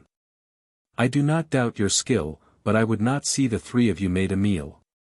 Promise me you will be safe. We will. Rhaenyra sniffed. We're not fools, father. He fixed her with a steely look. Promise me, Rhaenyra. Promise me. I promise. It was not a promise they would be able to keep. Down she went. Down into the depths, into the very heart of the isle. Emma felt her heart pounding with every step. Torchlight guided the way this time, but even with the light, she could scarcely see. The darkness swelled around her, thick and cloying, choking her hope. It felt like she was headed into the very bowels of the earth itself. As such, she was inordinately grateful for her husband's presence by her side. His hand in hers gave her the strength she needed to be brave, to move forward, even in the face of this overwhelming terror. Yet her Viserys showed no fear, even going so far as to hum a merry, dirty Valyrian ditty under his breath as he guided her through the caverns. He caught her staring his way and smiled softly. Not long now, my dear. He raised her hand to his lips and kissed it softly. We're nearly there. Had he gone mad? They could well be walking to their deaths. A dark shape reared out of the gloom. Emma jolted. Gods be good. But there were no gods here, only dragons. Careful, now. Viserys took his hand from hers and touched a hand to the bronze dragon's snout. Don't make any sudden moves. Vermithor considered Emma for a long moment, sniffed once to taste her scent, then stepped aside. Something else moved in the dark behind him. It was her only warning. Then, quite suddenly, Emma found herself face to face with another dragon. Silverwing lived up to her namesake. While not so large as her mate, she was still quite impressive, and oh dear, here she came. Emma absolutely froze as the female dragon approached her. A low growl rumbled in the dark. It rattled her very bones. This close, she could smell the scent of fire and brimstone, but also another, fainter scent. What was that? She's protecting her eggs. Viserys warned her. Don't upset her. Emma would have guffawed if she weren't so terrified. Don't upset her, he said. It was a little late for that. Silverwing would gobble her up in a single bite and there would be naught she could do. This time she did laugh, almost hysterically. Are you going to eat me, then? Silverwing didn't budge. To hell's with it. She only had her life to lose. Rhaenyra had that boy of hers. Even if she died, here and now, she would have someone to support her. Plucking up the dying dregs of her courage, Emma stepped forward, removed her gloves and pressed both hands to the dragon's snout, just below the beast's nostrils, as Viserys had taught her. She felt as much as heard Silverwing inhale deeply, saw the precise moment Vermithor's mate tested her scent. This was it. The moment of truth. Silverwing might accept her, which was all to the good, but if she didn't? Well, it had been a good life. Abruptly, the dragon's growl died off. Was this it, then? The moment of her death? Would she die here? Without warning, Silverwing lurched, and quite suddenly Emma found herself pushed as that silvery snout pushed itself into her chest. The dragon, her dragon, trilled happily like a hatchling finding a long-lost friend. No fire came, no BLD, only the faint musty smell of the beast currently nuzzling her. A long tongue flitted out, and oh dear. Silverwing had just licked her, head to toe. So much for her dress. Viserys rumbled a laugh. It seems she likes you. Congratulations. With those words, all the tension bled out of Emma. Every bit. The queen laughed again, softly now, despite herself. Was it truly that easy? What a lovely day. And then the earth shook. A giant slitted eye opened in darkness. Now. The time had come. He would feed. Rhaenyra sighed. You're restless, aren't you? I am. Naruto paused in his pacing, feet digging into the sands. Been thinking about things. Such as? Alicent dared to ask. He gave her a bemused look, shook his head, and kept pacing. Well, if we're being honest with each other, there's something I want to show you. He looked away, scratching his cheek. You, and only you. Now seems as good a time as any. I want someone to remember this, not just me, but what I can do, you know. He was rambling, not making any sense. And besides, he's been itching to get out for a while, so. He gave her hand a quick squeeze and walked backwards.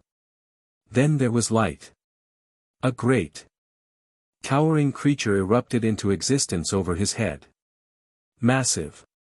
Impossibly large. A great golden beast with 9 tails, it moved its head back and roared at the sky. Alicent squeaked beside her.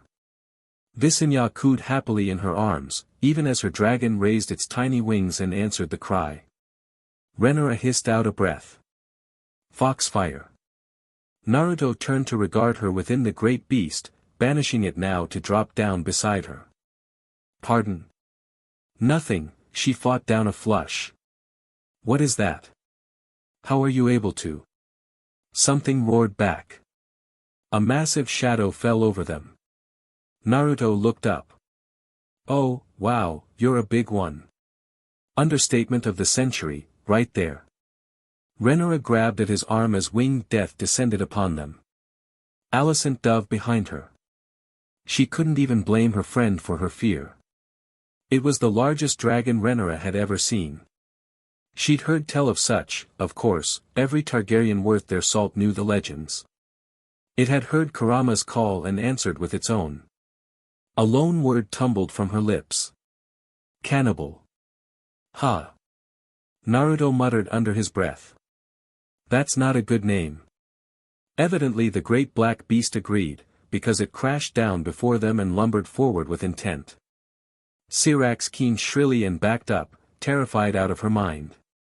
Alicent cowered behind her, Visenya wailing in her arms, her little dragon making angry noises on her shoulders. And Naruto? The madman walked toward Cannibal. Rhaenyra made a grab for him, only for him to eel out of her grasp. What are you doing? Get back here. Nice dragon, he ignored her and raised both hands, palms open, fingers splayed to make himself look harmless. Friendly dragon, we didn't mean to PSS you off, so just calm down. Cannibal hissed at them and inhaled deeply. Rhaenyra saw fire flare in its throat. Not friendly. Not friendly. The cannibal snarled and reared back, his throat glowing a eerie green.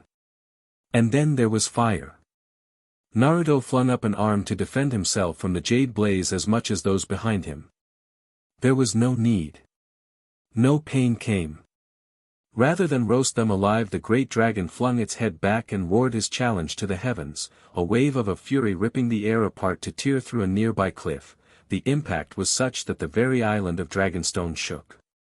And still the pillar of eerie dragon flame shook the air as the beast roared at them. Hunger. No, he realized. At him. Hunger. He could sense it now, feel the dragon's emotions. It was starving, half crazed with hunger, in desperate need of a proper meal. It wanted to consume him.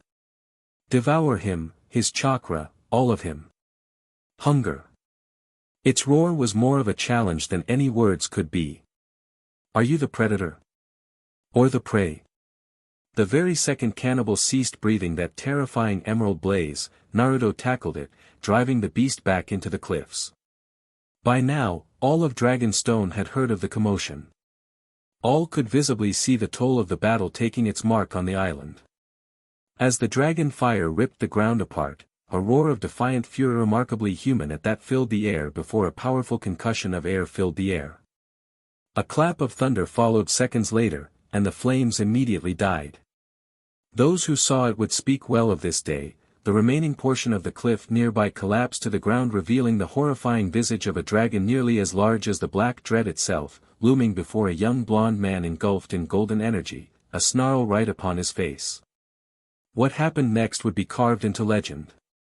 The young man snarled as he leapt at the equally enraged dragon, and slammed a fist into the beast's lower jaw, staggering the animal.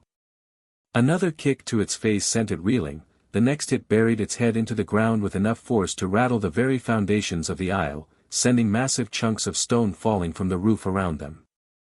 Rhaenyra and Alicent skittered back, and as they did, he spared a glance for the caves. Hopefully Viserys and Emma were deep enough to be left unharmed. Naturally, the tailed beast chakra rapidly coursing through his veins allowed him to match the beast blow for blow, but sadly all his immense strength was allotting him at the moment was anger. Every punch angered the cannibal more than ever before, and it decided to show him why it wasn't one to trifle with. With a roar of anger and rage, the beast howled at the sky. However, and this was putting it lightly, Naruto merely snarled as he straight up moved a fist into the air, shattering the falling stones from the collapsing cliff into small pebbles with the sheer force of his punch. Then he leapt at the beast. He drew on more of Kurama's chakra, and dropped the full might of his heel into the beast's skull, burying its head into the stones. The beast was shoved back and out the back wall of the cliffside, and onto the beachhead nearby for all to see. Naruto didn't care. Yet again he leapt up and smashed a fist encased in golden chakra into the beast's jaw. This time he was rewarded with an awful crunch and flying teeth. Errors were made. With a roar the cannibal slammed its tail down on his head. The blow nearly flattered him, would have, if he weren't encased in chakra. That brief moment of shock on the VERYYY's part gave him all the time he needed. He seized its tail in a powerful grip and pulled as hard as he could. Gravity yielded to him and he threw the immense dragon over his shoulder. It crashed down with enough force to rock all of Dragonstone to the core, sending stones falling like leaves in the wind. Naruto, however, wasn't even close to being done. With a cry of war, the young teen leapt up and smashed his fist into the beast's face. Once. Twice. Thrice. He continued to lay into it until a blast of fire finally found him, and hurled him away. The cannibal rolled over to his feet in defiance, roaring a massive pillar of black and green flame. Heat washing over the cliffs of Dragonstone in a fashion only remembered by those who had seen and interacted with the dread itself. Stone melted away and sand was turned to glass and the world was bathed in green fire, only for this pillar of fire to cease as a powerful left hook slammed home into its mouth. Aghast the beast stumbled back on its hind legs, and once again another strike found the dragon, causing it to step back.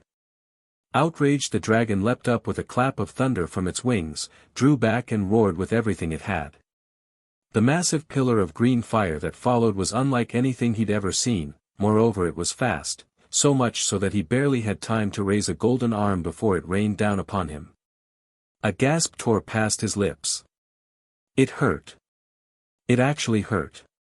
He'd almost forgotten what pain felt like. Kurama. Golden light burst through the flames as he gave his old friend sway. Together they burst through the flames, barreling out of the inferno. A single leap closed the distance. They crashed down on its back, sending the great black beast sprawling into the shallows. A giant clawed paw caught it by one of the horns even as the other reared back. Go. Away. DMNU. The golden teen roared in fury as he rained down blow after blow, hammering each word home. Eventually, the hits to its skull were more than enough to send the message. The cannibal snarled and bucked them off its back, sending both boy and beast slamming into the cliffside once more. Stones tumbled down past him, forcing him to shield Rhaenyra and Alicent lest they be crushed. It was the work of an instant, little more than a second, really. That brief moment of inattention was all it took for the cannibal to take flight. Denied its meal, the beast burst into the skies and hurtled away into the mists, roaring as it went. However, it would return, but not for prey, for this human had garnered its attention. This would not be the last time they'd meet. Far from it. Alicent could scarcely wrap her head around it all. In truth, she wasn't sure she wanted to. The entire royal family had made a resurgence, not just the king now, but the queen as well. Then there was baby Visenya and of course, Rhaenyra. One mustn't forget Demon either. Now it seemed Naruto would have a WIRM of his own. Soon, if he had anything to say about it. By his own admission, he'd held back against the cannibal only yesterday, but now he seemed curious, eager even, to seek out the beast of his own accord. Downright determined to track it down, no matter where it lay here on Dragonstone. Rhaenyra seemed all too happy to aid him in such. And where was she in all this? Stuck here in this infernal sitting room, rocking little Visenya to sleep as dragons wheeled overhead, the girl's own dragon hatchling looking on with wary eyes. This was what she'd been reduced to. Relegated to this base babysitting duty while her dear friend prepared herself for possibly her greatest adventure yet. It made her feel small. Wretched. Useless. How could she possibly hope to compare to these legends? Rhaenyra had encouraged her to be free, but again, how could she? 7 hells, it was all so wickedly complicated. She longed for simpler days. It was made all the worse by the sight unfolding before her. Well, below her, really. She was rather high up. She could see Rhaenyra and Naruto here from the thin slit of her window. Seeing the two of them together like this, walking on the shore, it hurt. She wasn't quite sure why, but it made her want to cry. They were comfortable with one another, relaxed in a way that implied implicit trust in each other. Yet they weren't truly a couple yet. Something would change soon and she wasn't sure if she was ready for it. How, then, could she break her chains and be free? Did she even want to be without Rhaenyra? Time would tell, she supposed. Wait. Wait. What in the 7 hells were they doing down there? Dragonstone was not the capital. Rhaenyra rejoiced in that every day, reveled in it for every minute, every second, they spent here. Here, where there was no one to spy on them. Here, where she did not feel the burdens of the crown. Here, where she could be herself and walk on the beach in peace without an SCRT, his hand in hers, surf lapping at their boots. Naruto didn't seem opposed to it, which was all to the good, because she had no bloody idea what she was doing. If you want to start courting the boy, then court him. Mother had said that to her suddenly, out of the blue, just this morning. Best do it soon before someone else snaps him up. You've your work cut out for you there, I'm afraid. All well and good, really there was just one problem. Rhaenyra didn't know how. Not a bit. Not a jot. She'd never courted anyone before. Why would she? There had never been any need prior to this moment. She hadn't really felt much of anything toward anyone before Naruto had washed ashore into her life. The friendship between them had taken some time to bloom, but bloom it had, and she found herself undone in his presence. This was fresh, this was new, this was so very confusing. She felt. Gods be good, she wasn't sure what she felt for him sometimes. She enjoyed his presence certainly and enjoyed training with him. She took great pride in his strength and skills and wouldn't let anyone speak ill of him. No one. Not Otto Hightower, not Corlys Valerian, not even her own kin. Holding his hand had seemed like a natural step, but she didn't know what to do next. His fingers were warm against hers, his hand easily dwarfing her own. She could feel the calluses of his palm pressing against hers as they walked, his hip occasionally jostling hers.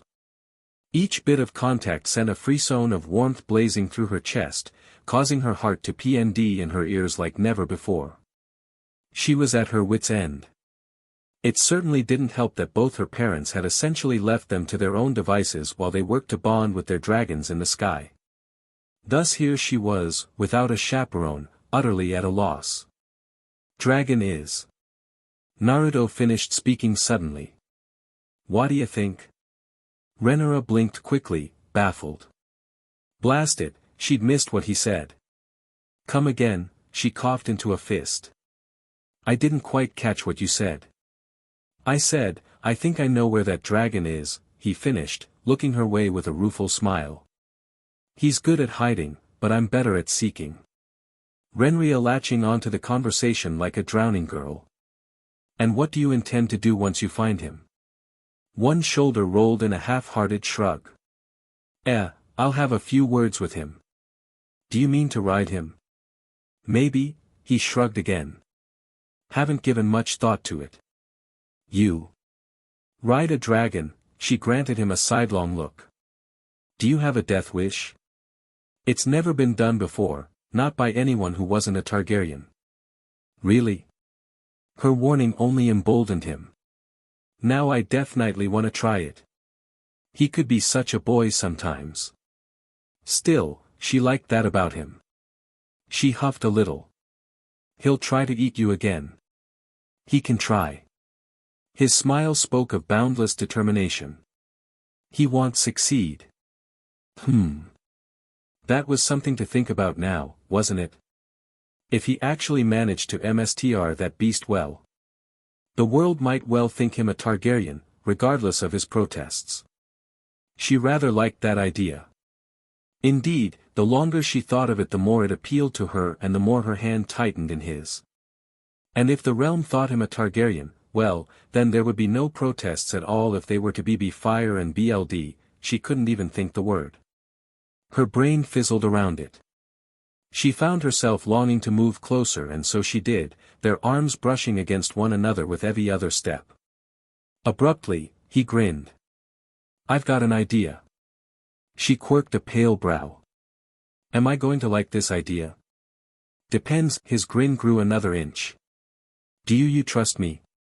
Did she? She supposed so. He'd proven himself worthy of it, if nothing else. Yes. Great, he stopped walking completely and pivoted on one heel. Then don't let go. No matter what. Rhaenyra had half an instant to realize what he intended. Wait just a moment. Too little, too late, Naruto was already moving like his namesake, sweeping her up off her feet and into his arms. Her face went red. Why was he carrying her like this? Startled by such impropriety, she flung both arms round her neck with a yelp and clung onto him for dear life. Well, that she did, too, because he darted away from land entirely and shot across the water. Cold, salty sea spray lashed at her face to sting her eyes, and she buried her head against his chest to ward off the worst. Just as suddenly, he stopped. All right, this'll do. You can open your eyes now. Rhaenyra did, fearful of what she might find there. There was no need. Her reflection stared back at her from the water's surface in silent serenity. It looked as frazzled as she felt. Because you see, Naruto was standing on the water. Just standing here, as though it were a solid surface and not a perilous plunge into the abyss.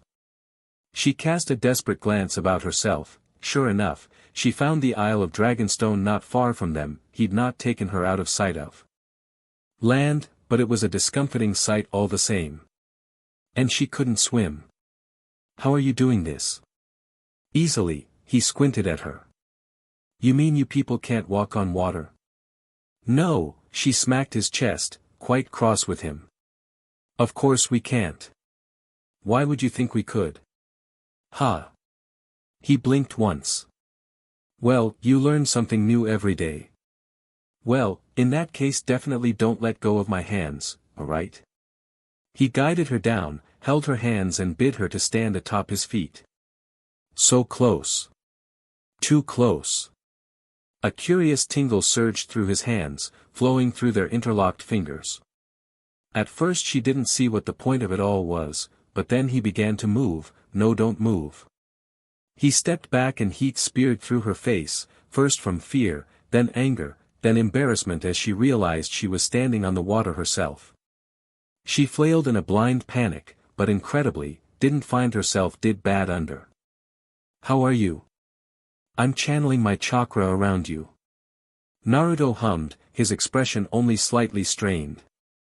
How's it feel, walking on water? I wanted this to be special. He didn't give her time to answer, and tugged her back to him with a familiar gait. Rhaenyra recognized the steps, the twirl that followed them. Her eyes widened. Dance. She sputtered the word out then swore for the slip. I mean you can dance. Not very well. He adopted a rueful little smile as they performed a pirouette and drew her close. Your old man taught me a little. Thought I'd surprise you. He certainly had. If this wasn't very well then she shuddered to think what was. Her heart quickened a little as he led her through a slow waltz. He wasn't the best at it, but he was far from the worst. She wasn't sure how much time passed, nor how far they moved, only that they did. You've marvelous, a laugh tumbled out of her as she looked back to Dragonstone, drawing steadily closer as they danced their way back to it. We could stay out here 1,000 years. No one would find us. Naruto laughed. An awful pang seized at her, then. She wasn't sure why, only that it did. Let's not go back, she stepped into him quickly, letting him lead her through the steps to the shallows. Let's stay here. I don't ever want to leave this island. That drew a rather bemused blink from her beloved, baffling blonde. We're not leaving anytime soon. No. Her forehead touched his chest, silently pleading him to understand. Not ever. Don't leave me. Not ever. You can't. Because if he ever did, she would shatter. So alright folks, that's all for today. Stay tuned for part 3. Do subscribe, like and share for more such videos. Also check out the story and author NeonZangetsu on FANFICTIONnet. Press the bell icon to be notified first on release. See you in the next video. Till then, goodbye.